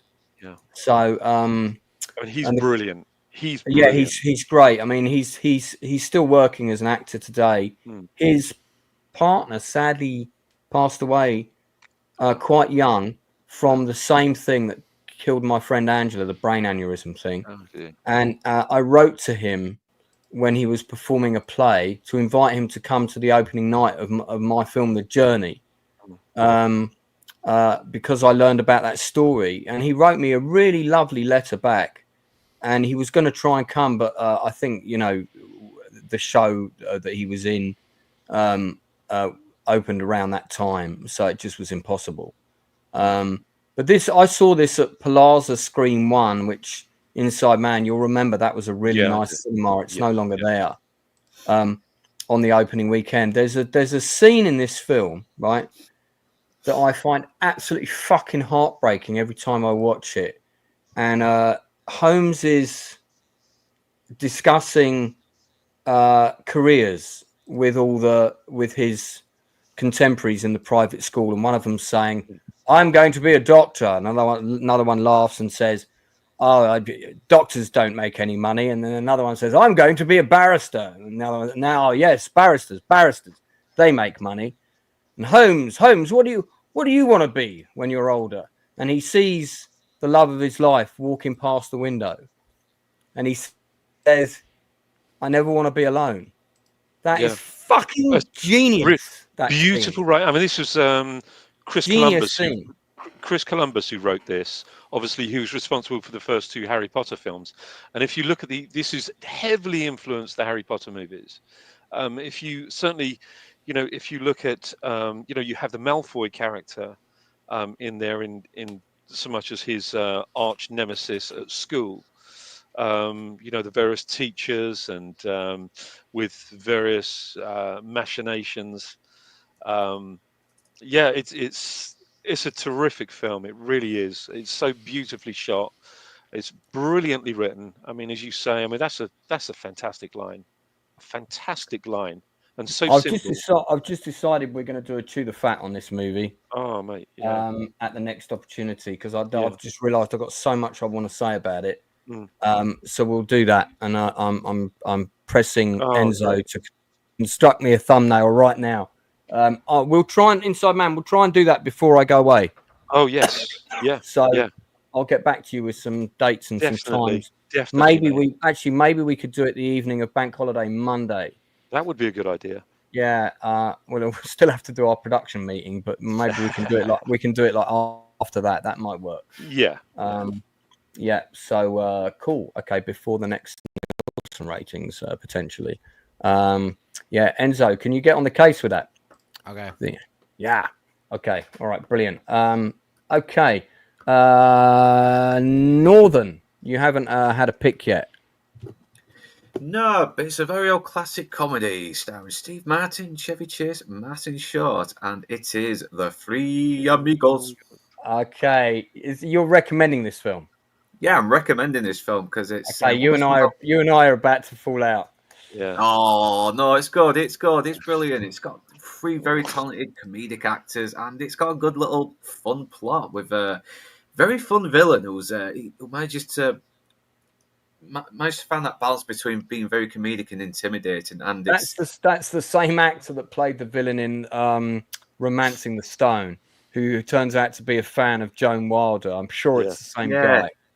But I just love the premise as well. They're just three actors who think they're going to this little town in this little village in Mexico for to put on a show. But it turns out these people think they're real gunslingers and they want them to save them from this evil. But that's the only joke in the whole movie. I love it. I love this. That's the only joke. There's one funny line in the film apart from that joke, which is right at the end of the film when the woman says, "Oh, one day I hope you'll come back," because she's in love with Steve Martin's character, and he goes, why? And she's like, well, because I quite like you, because he hasn't. That was quite funny, and they put that in the trailer. Man, this film should be like you should be laughing every 5 minutes. Yeah, I don't know if you were, but I don't think it's funny at all. No, I absolutely agree. I just love the chemistry between these. Punch up, let's go. Go on, Northern. State your case. No, but they have got some great chemistry, and they do work very well. I mean, we get these characters straight away, and I don't like how Martin Short starts off as this very fragile, sort of like delicate guy, but he's kind of becomes the moral compass as the movie goes on. And I love how Chevy Chase is kind of very suave and very charming, but he's also very dumb as well. He's not very bright. I mean, I just love that joke where he accidentally shoots the invisible swordsman who was supposed to help him out with the task. But and Martin Short obviously has this big ego as well. He's the leader of it all, and it's seeing these people out of their elements as well. I mean, one of my favourite scenes has got to be the bar scene where it's looking like they're about to cause trouble, but then they start playing My Little Buttercup, and then later they start singing, which is just, but it's not funny. It's kind of like embarrassingly painful, that scene, in my view. I've got to disagree, man. I like this movie. It's fun. Paul Smith, however, I hated the Three Amigos at the time. I hate it now, and I've never found Chevy Chase funny. I can give you some Chevy Chase movies to watch where he is funny. This is not one of them. But, I mean, mate, I just... it's funny. I've disagreed with people over this before. This book is in Silver Screen Journeys, I think. Yeah, but it's not perfect, but sometimes you just need a good little laugh. That's it. A good little daft little movie to kill a couple of hours off, and this is suitable. Actually, do you know what? I don't think it is. I think it's in 1988. This film, and I wrote a pretty scathing review, and I remember I rented this movie out on Christmas Eve. I had seen it at the cinema when it came out, and I just thought I need cheering up. Maybe that film was funnier than I remember it, because at the time that I watched it, I was going through my first breakup, right? And sure enough, I rented it out along with 2 other movies, which I watched right through till Christmas morning. And I concluded on Christmas Day, this film still was not funny. Yeah, wasn't it one of Touchstone's? It was a Touchstone movie. I think it was. Yeah. I would love that outfit, though. I have to say, I would love that outfit, complete with the hat. I would wear that on the tube on the London Underground just for a giggle. Would you like to kiss me on the veranda? On the mouth would be fine. Yeah, I mean, I don't know. I just a lot of the jokes with me, for me. You guys have anything else besides Mexican food? Yeah. I don't know. Just, maybe I might rewatch it again and come back on this, but I don't know. I want to hear from people in the chat. There's 19 people watching. Whoa. Is this a hit or a miss for you guys? Don't rate it out of 10. I like this movie. I think it's a hit with a capital S. I mean, I do think Tropic Thunder, did it way better. The same. That's a way better film in every sense. Everyone's like, "Oh, this is basically just Tropic Thunder. This is basically Three Amigos in Vietnam," and it's like, no, this one's way crazier. I've never heard that, but now that you say that, that makes perfect sense. Yeah, I kind of thought this was kind of like Galaxy Quest kind of did the same thing, but with sci-fi. And I don't think Galaxy Quest is also is a better. better movie in my opinion. Galaxy Quest is better than this and That's Tropic great. Thunder. Like Put together. Galaxy I Quest mean, is Galaxy better. Quest is fucking amazing. it's the It's top of the amazing. tree. Yeah. Yeah. It really is. Great film. Yeah, this actor, I think, is it Alfonso Rue? Is that the guy? Because that's Tony Planner on the left. And Kai Wolf, I've actually met that German actor. Yeah, Alfonso Aru. He is still around, man, and he's born in 1932. He's still going. Damn. Nice. Still going. That is him in Romancing the Stone. Yeah, that's a good one. Though. The On John the right. Wilder? The John Wilder? John Wilder? Yeah. I like these guys. They're funny. And he's like based his whole life around her books, and that was more believable, that storyline. You know, but yeah, I like Tony Planner as an actor. He's a great actor. He plays You like interviewed Funny him, in this didn't you? story. He's a very good villain. He's a very good, funny villain. And I do find him intimidating at the same time. So Chevy Chase has done about 4 or 5 movies that are actually really good. He did a great one with Goldie Hawn. We talked about it on the Nielsen ratings before, where he's like a reporter. There's a great cameo from Dudley Moore in it as a sex addict who brings Goldie Hawn back to his flat. He thinks he's pulled her. She's actually on the run from this psychopathic killer who's trying to take her out. Chevy Chase is a reporter following up a story. They end up kind of pairing up, like Foul Play. The name of the movie's Foul Play. Oh yeah. There's a great scene with Dudley Moore, and he's got like this. He presses a button, and a disco ball comes out from the ceiling. This bed comes down. There's all these sex toys everywhere. It's like his kind of playroom, and he thinks he's on with Goldie Hawn. I showed that scene at the movie quiz a couple of times. It's well funny. You know, a lot of people think that I made my main protagonist in my book after myself. That's not completely true. It's I basically made him after Chevy Chase's character in Fletch. His smart ass, Right. the way that he talks. Yeah, Fletch is probably his best movie. Caddyshack 1 is great, even though everybody was completely off their box when they filmed it. It still turned out to be a good film. And the guy who made it hated the gopher that they put in that movie. And I think that's one of the best decisions about it. The gopher is one of the things that makes it work.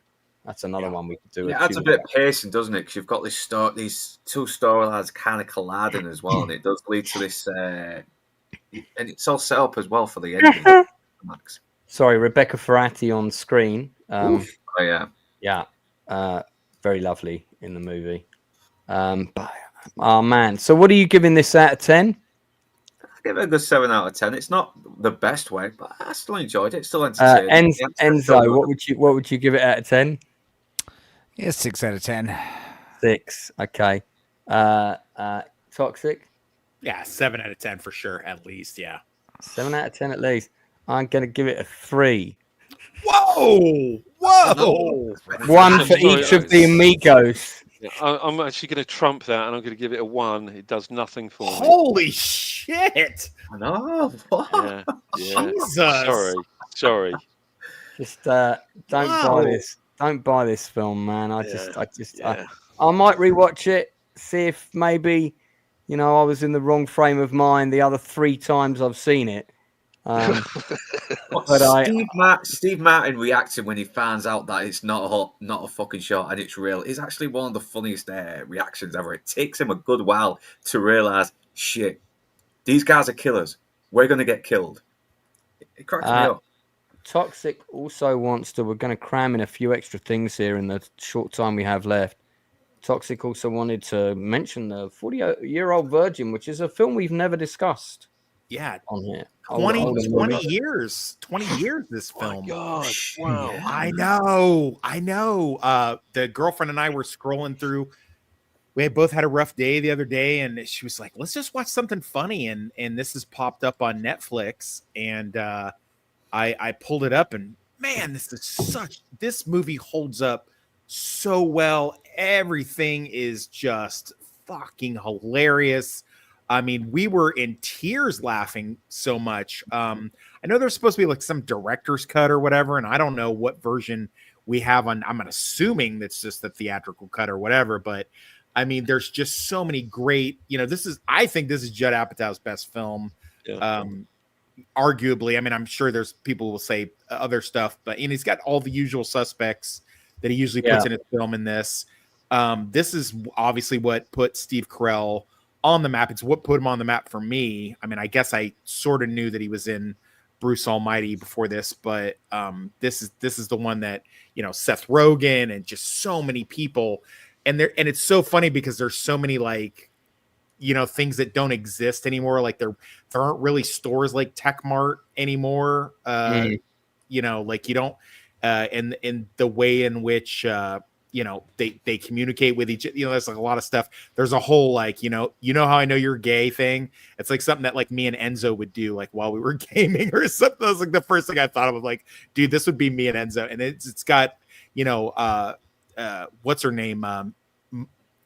Mindy Kaling back when she was still funny before she was an activist and stuff. And there's just so many quotable lines and scenes from this film. Now how know you're gay? Because you like Coldplay. Yeah. Everybody that's in it, it was like right at the beginning of their, Paul Rudd was around a lot, but this is what like put so many people on the map. And, like even my girlfriend was like, oh my God, I didn't know she was in this or he was in this or whatever. Yeah, Jane Lynch is massive. This is around the time she'd done Best in Show. I think about 2001. Yeah. Maybe even earlier. When I first saw her in this, it so shocked me because I'd only ever seen Jane Lynch in The Fugitive and that one little part she had in The Fugitive. And I was like, oh, wow. Oh, look at her. And, there's a lot of jokes that would probably be considered problematic today. But, I can remember I was in the Army when this movie came out. And this was like something while we were in the field, we would like just quote this shit back and forth at each other. I mean, I'm a huge Judd Apatow fan. I love almost everything that he's done. And he writes dialogue so well. And I don't mind that he puts his wife in everything because she's so fucking gorgeous and funny. Is he married to? Who's he married to? Which actress? Leslie Mann. Oh, Leslie Mann. Okay, well, Leslie Mann is good. I mean, Catherine Keener, who's on screen now. Yeah, she's like the queen of the indie movies. She's great in this. She has a lot of great dialogue. She's done every Tom DiCillo film, including The Real Blonde and a couple of others. And there's an interview with Tom DiCillo on my channel. There's real chemistry as well. They do have some really good chemistry in this movie. Look, there's even I forgot Jonah Hill was in this. Yeah, really young. This is his first role, I think. Yeah. Really young and fat. Yeah, Kat Dennings as well. Jesus Christ. Kat Dennings in this. Yeah, just man, it's so many. And I didn't. What's funny is like I didn't want to watch this. I think my second wife brought this home. She had like went out and got the DVD from Blockbuster, and she brought it home. And I was like, "What is this crap?" And she's like, "No, I heard everybody's talking at work and that it's funny." And I'm like, "Ugh." All right. And like we put it on and we had, it was back when you'd have a bunch of people at your house and sitting around drinking and watching. It just was so you mean those fun social activities that never happen anymore? Right. And just everybody that I don't know what the black guy's name. This is like one of Kevin Hart's first films as well. He pops up in a real quick cameo and does a really funny line. And it's just let me ask you guys. Like you're his boy. I'm gonna keep both. Let me ask you guys a question quickly, right? Because you brought up a topic which I think is really relevant. In the last 12 months, so let's go right back to April of last year, okay? For each of my guests, how many of you have done one of the following? Either had a big dinner party at your house where people socialize and talk, 6 guests or more, let's say, not like just a friend over. Number 2, you've gone with a group of friends, 6 or more, to the cinema. Number 3, you've done a different social activity with 6 or more friends that involves going out somewhere, etc., etc. From this April to last April, How many of those, Stupenzolicious? Like eating with a bunch of people, I hate it. So going to the movies with a bunch of people, also hate it. Going to concerts and stuff and big parties, do that all the time. But going. So doing that all the time. How many times in the last 12 months? Like at least 6 to 12 times in the last 12 months. That's. I mean, if I could say the same about raving, which is true. Enzo's in a band though too. You have to keep in mind. Yeah, I mean Enzo and I have high octane lifestyles. That's so I also go out to karaoke a bunch of times. Too. But as far as let's get the gang together and have a social event. I mean at least 10 or a dozen of those, like floating the river with people or whatever else. Okay, Northern. What about I don't really do a lot of these big dinner parties. I think I've had like one or two, and that's about it. But most of the time, I just like to if I do socialize with people. So you have had in the last 12 months. You're saying you've had one or two dinner parties at your gaff. No, you haven't. Okay, so you haven't done any of them. All right, Inside Man. The only one that I haven't really done is the cinema thing with a group. But in terms of the other two. 15, 20. Because I remember a time when I went to the cinema a lot with my ex, but there would definitely be one group cinema thing a year at least. Because there'd be that film that we all wanted to see, and everybody would go, "Yeah, let's go and see that together." Opening night, big great atmosphere, and we'd get there'd be 10 of us that would end up going. And I can't remember the last time we'd done that. Toxic, you done that? No, I used to love doing that, especially when I was in the military. No, I haven't done that. I probably over 10 years. Like if people know me, they don't, if they just kind of a little bit know me, they don't really like me. And if they really know me, then they really don't like me. Or they're afraid of me. So yeah, right. Nobody wants to go anywhere with me. They don't want to go to a second location with me. It's and I'm very social. I'd love to do that, but yeah, people, my girlfriend's a homebody. She likes to stay home, and people I know either by work or by whatever, they don't want to associate with me in any kind of way, shape. Well, for anyone that's confused, who's listening to this is the only space that exists in the world, let alone the internet, where it's a We Love Toxic space. Oh, so, wow.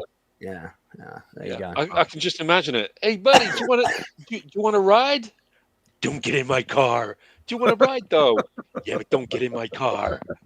I'm warning you, don't get in. Sorry about the sidetrack question there, but I just think it's curious to examine how we have socially changed, and you're talking about the environment that's changed that these characters existed in. It's changed to such a huge degree because retail shopping is completely different now. Lance, you fucking read my mind. It's so funny. I wish my girlfriend was sitting here listening to this right now, because while we were watching this, I was like, you know how they kind of bring Andy into their little group and stuff, and I was like, man, I wish I still had friends like that where we could go play cards and go out to the club. I miss that. So I must have said that at least like 3 or 4 times. I mean 13 years ago when I was still married, and and also most of my friends still lived in London. A lot of my old friends have moved out of London now.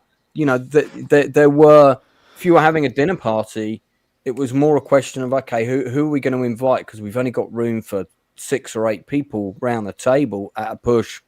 So we don't want to offend anyone, because there's lots of people that might want an invite. So we got to sort of say, okay, this is for this group of people. And then coming out of lockdown, I realized basically the social life that I had before that just didn't exist. Yeah. Wasn't there. Those people had gone. A couple of people had died. A lot of people had moved away. People had got divorced. So some people weren't talking to each other, so you wouldn't get them around the same table. Yeah. And I just realized the attrition among my group of friends. I'd be very interested to know if anyone in the chat can relate to this. It was the attrition of life.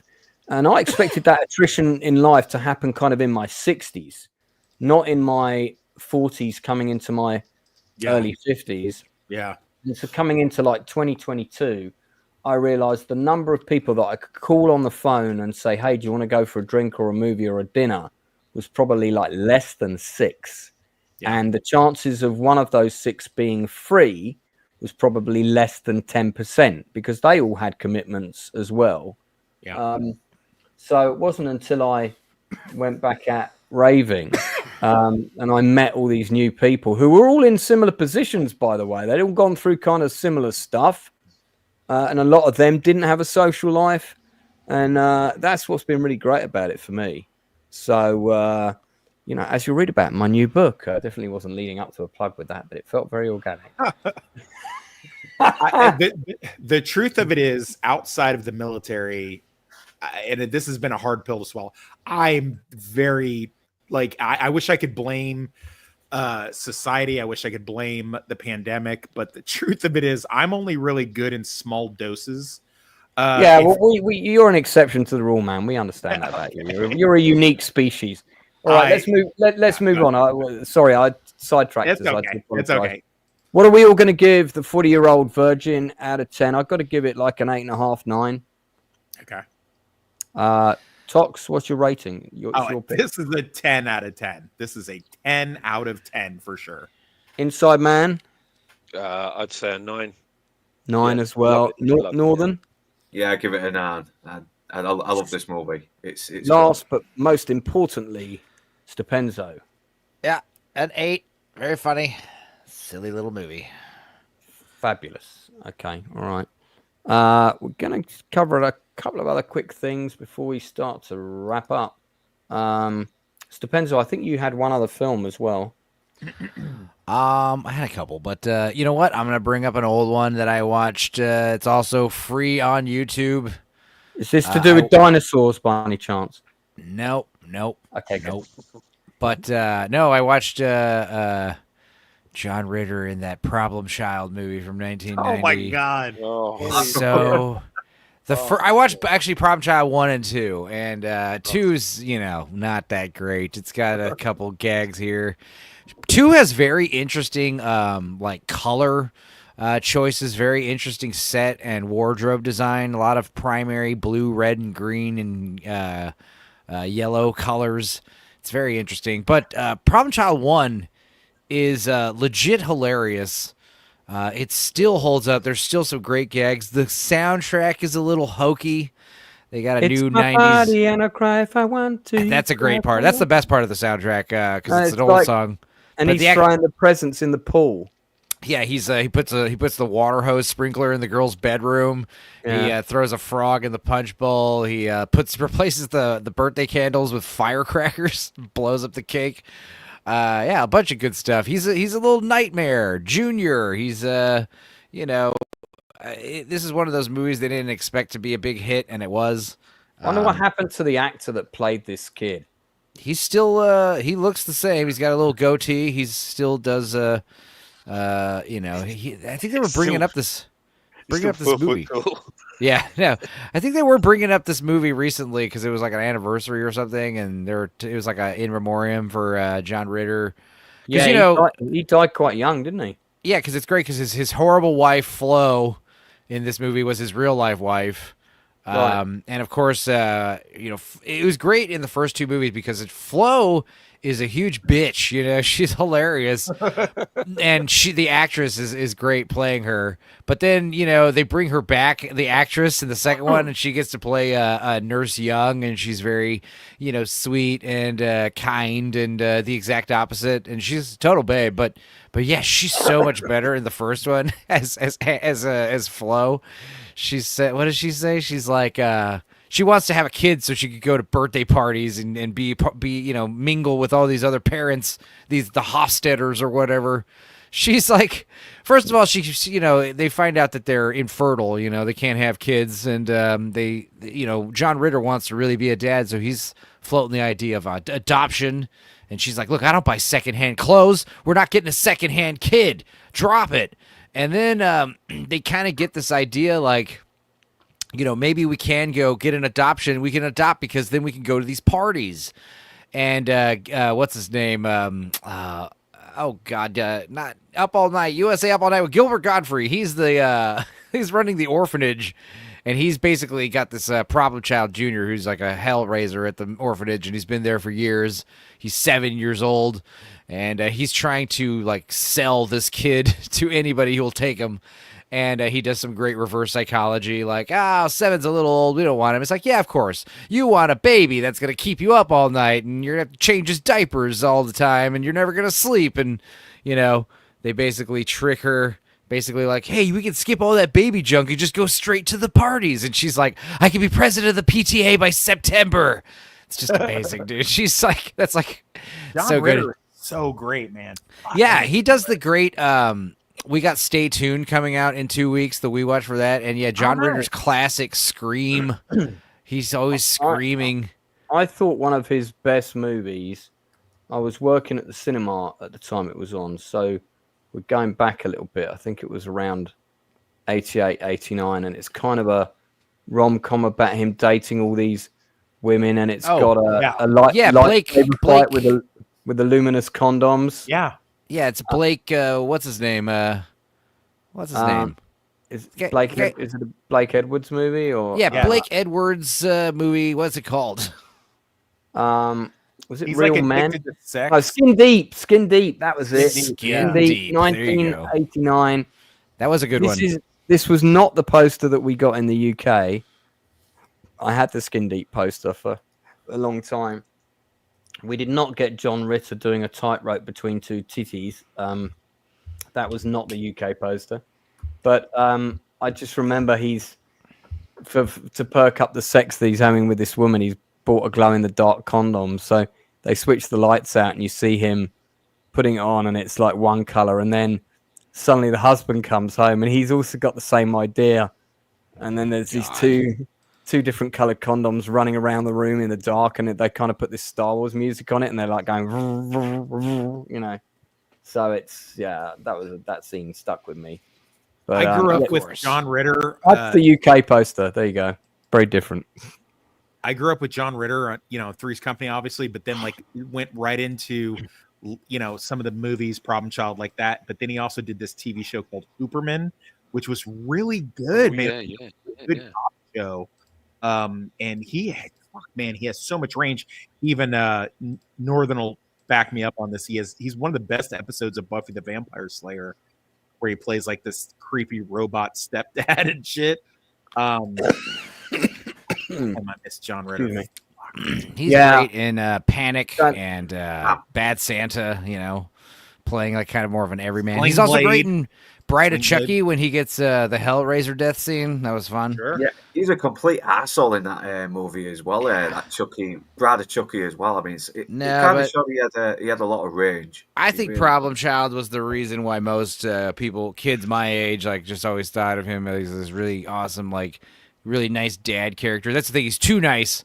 His dad like cuts him out of the will and sells the company to the Japanese because his son didn't have any kind of hard edges. He's like, you never tried any backstabbing or anything. You never climbed the ladder. And he's like, what?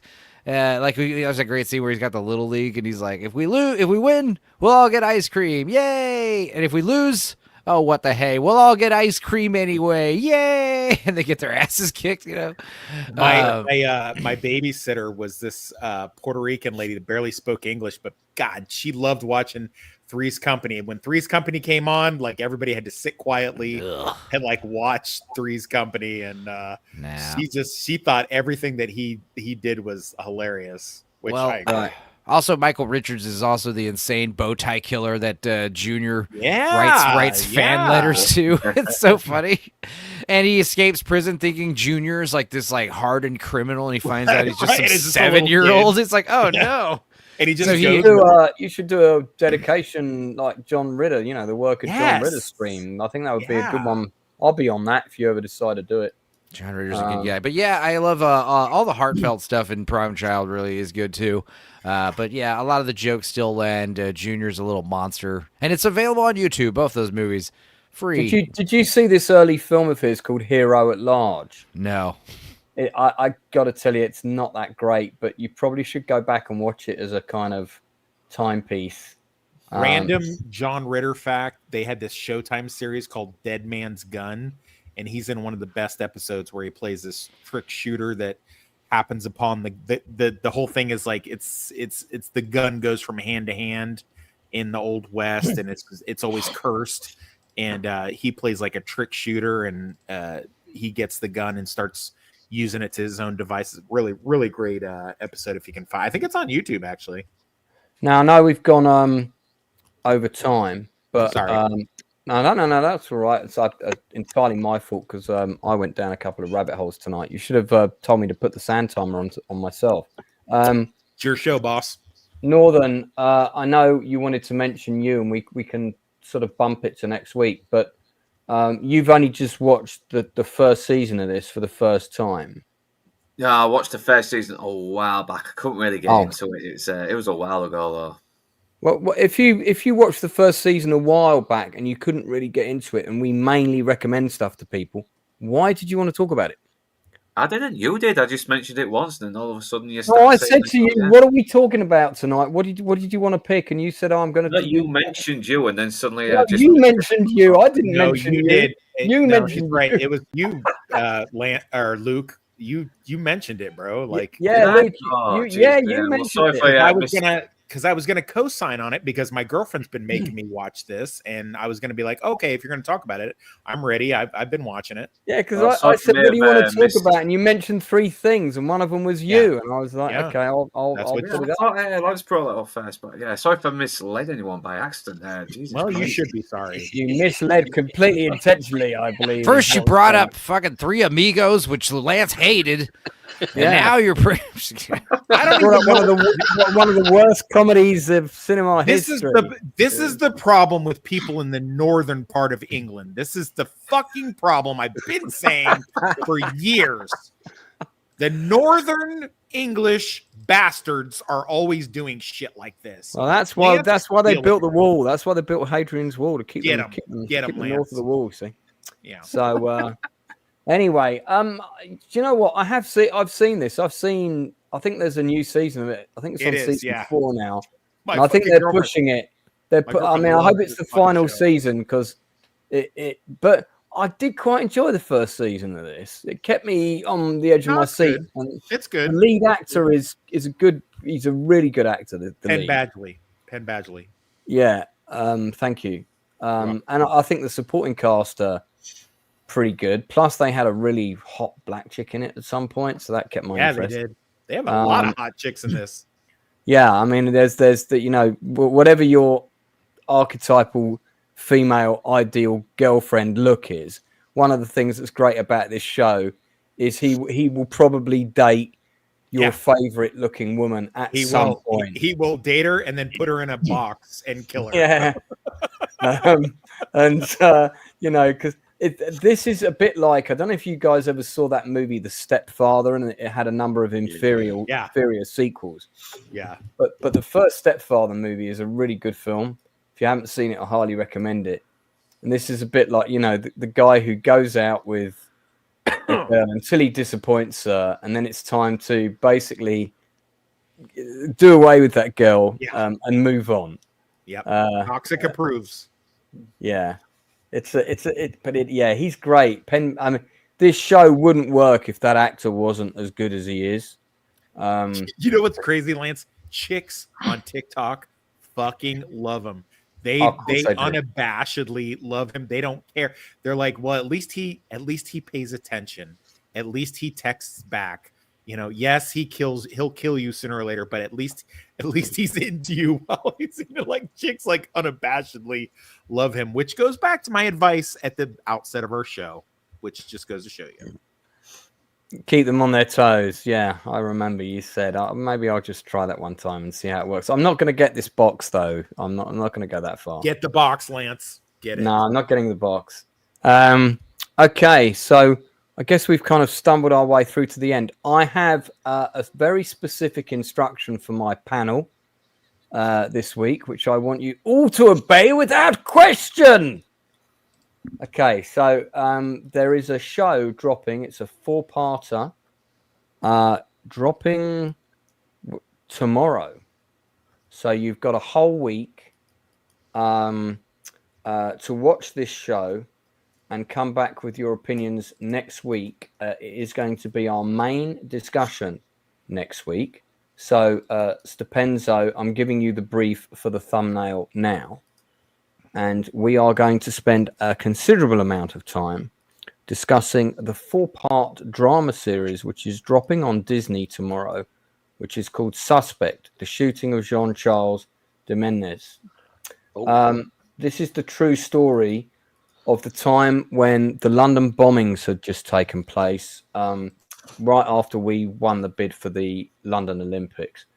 And then there was a second series of attempted bombings that didn't work.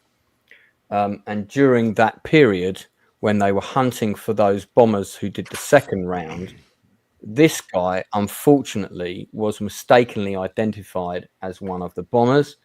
The evidence against him was non-existent. It was all due to a series of bungled police things. I mean, don't forget, London was on this massive, massive heightened state of security. Was this the guy that got gunned down by the police? Yeah, he got gunned down. He got gunned down by armed police. They then tried to lie to say he had a padded jacket and all this kind of thing, which was all bullshit. There was a massive cover-up that was attempted that fell apart pretty quickly because this was in the time when social media was starting to become a thing, and it was a lot harder for the police to get away. Anyway, they've done a 4-part drama series about it. I've seen the trailer for it. It looks good. And I'm glad that this subject is being taken on. And, you know, I said it before, not everything on Disney is shit.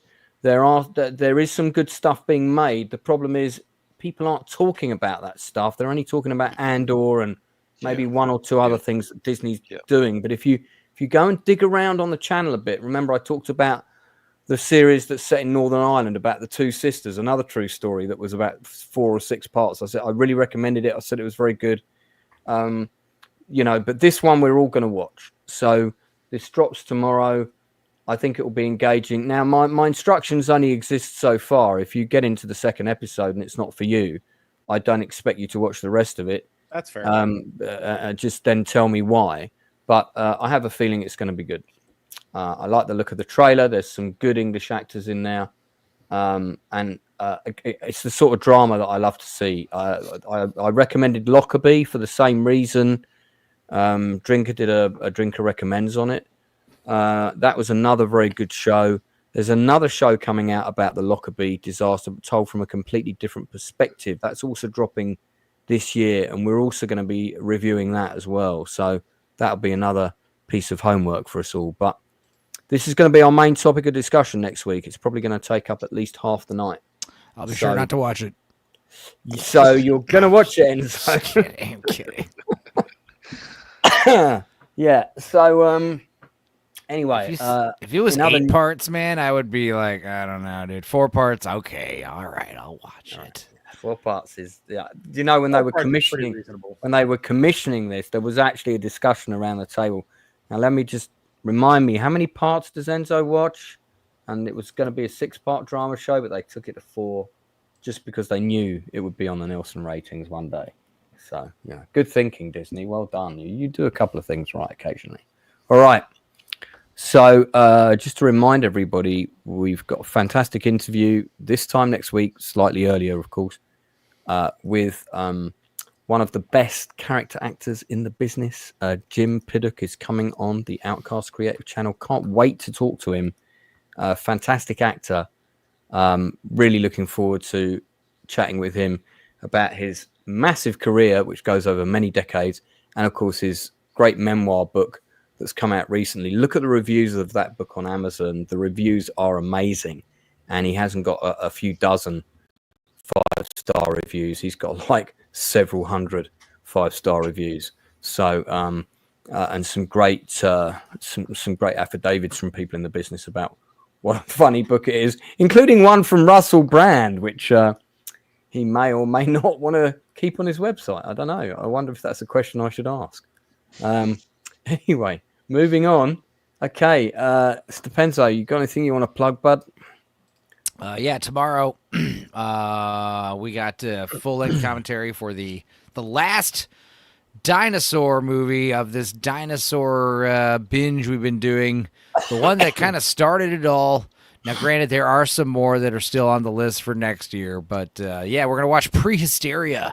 Charles Band. The first Moonbeam movie ever made, which was a family-friendly offshoot of Full Moon Pictures. Charles Band did make it. An Albert Band, but I think it was a co-direction, wasn't it? Yeah, it did. Two band brothers did make it. Yeah, you're right. And no, also, him and his father, actually. Oh, okay. Well, then, awesome. And then, Richard Band obviously did the soundtrack. But that movie was really bad. So I'm excited to show that with y'all.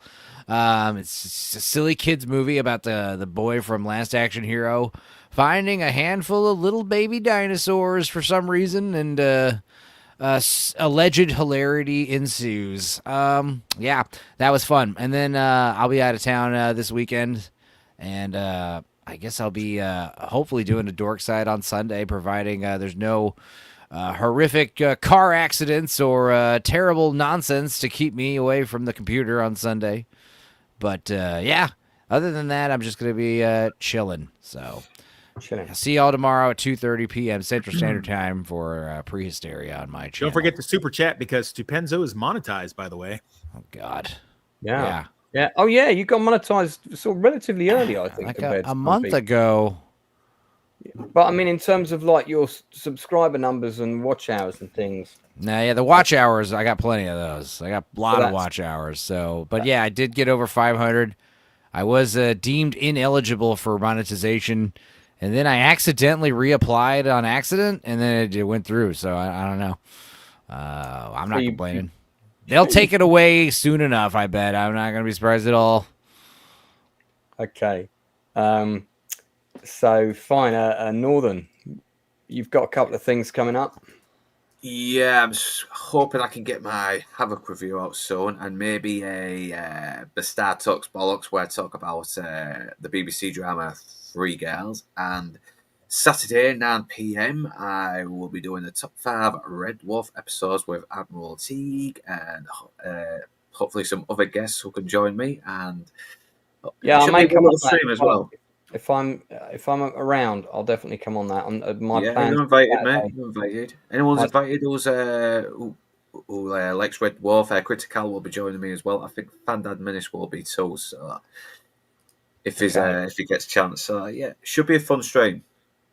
All right, sounds good. Myself and the Inside Man will be doing a Chew the Fat special on Monday. I think it's Monday, the 5th of May. We'll be doing a Chew the Fat special at 10:30 p.m. UK time. Is that too late, Inside Man? No, right? that's fine. That's fine, mate. So we're going to talk about young Sherlock Holmes. We're going to get into it. I've just literally made that stream go live now. Thank you, big thank you for Stupenzo for doing the thumbnail for me on the spot. Much appreciated, buddy, as always. And you do a great job with these thumbnails, which is beyond my artistic talents and indeed the power of my computer, which is currently straining to do anything. So we're going to be back then Monday the 5th and Tuesday the 6th of May, where I'm going to have 2 streams, one interview, the next Nielsen Ratings episode, Chew the Fat special, where we get into one film or show in immense detail. That'll be Young Sherlock Holmes, Bank Holiday Monday at 10:30 p.m. We'll do it quite late to allow myself and the Inside Man to get back from our shenanigans of the Bank Holiday. So obviously we'll be completely sober and intact and definitely not tired at all. Good. All right. Did I miss out anyone? Is anyone toxic? Did you want to plug anything? Sorry, bud. That's okay. Northern English Ambassador and I just earlier today did a best 10 of the best movie monologues, and I thought it was pretty fun stream. We used your suggestion, Lance, in one. Yeah, you messaged me right when I was in the middle of working. Sorry for my abrupt response. Sorry. And I said my favorite monologue in a movie of all time is Kevin Costner's Yep. 15-20 minute speech at the end Yeah. of JFK, which is also a masterclass, not just in acting, but also editing. The way that they make that whole sequence so compelling and gripping is just incredible cinema. Yeah, absolutely. We put that in there. And also this week I'll be on Nadia's stream for the season 2 season finale of Stranger Things. We'll be discussing the latest episode of The Last of Us, and my daughter and I will be watching the new I know I'm not supposed to talk about MCU, but my daughter and I will be talking about Thunderbolts. I'm trying to get her into YouTube. So she and I will be doing a fresh out of the film review of that. And Mr. E and I will be discussing the most recent film, Warfare, from our different military perspectives. Him, Marines, me, Army paratrooper. We'll be doing that this week as well. So pretty busy week, actually. Yeah. Okay. Lots of stuff coming up. And Stupenzo, very importantly, is 14 subs, just 14 subs away. Hell yeah. Throwing another karaoke stream. Hell yeah. So if you want to hear Stupenzo belt out that famous track from Armageddon, I Don't Want to Miss a Thing, at the top of his lungs. Don't want to close my eyes. There you go. Don't There's a want hint. to fall asleep Cause because I miss you, baby.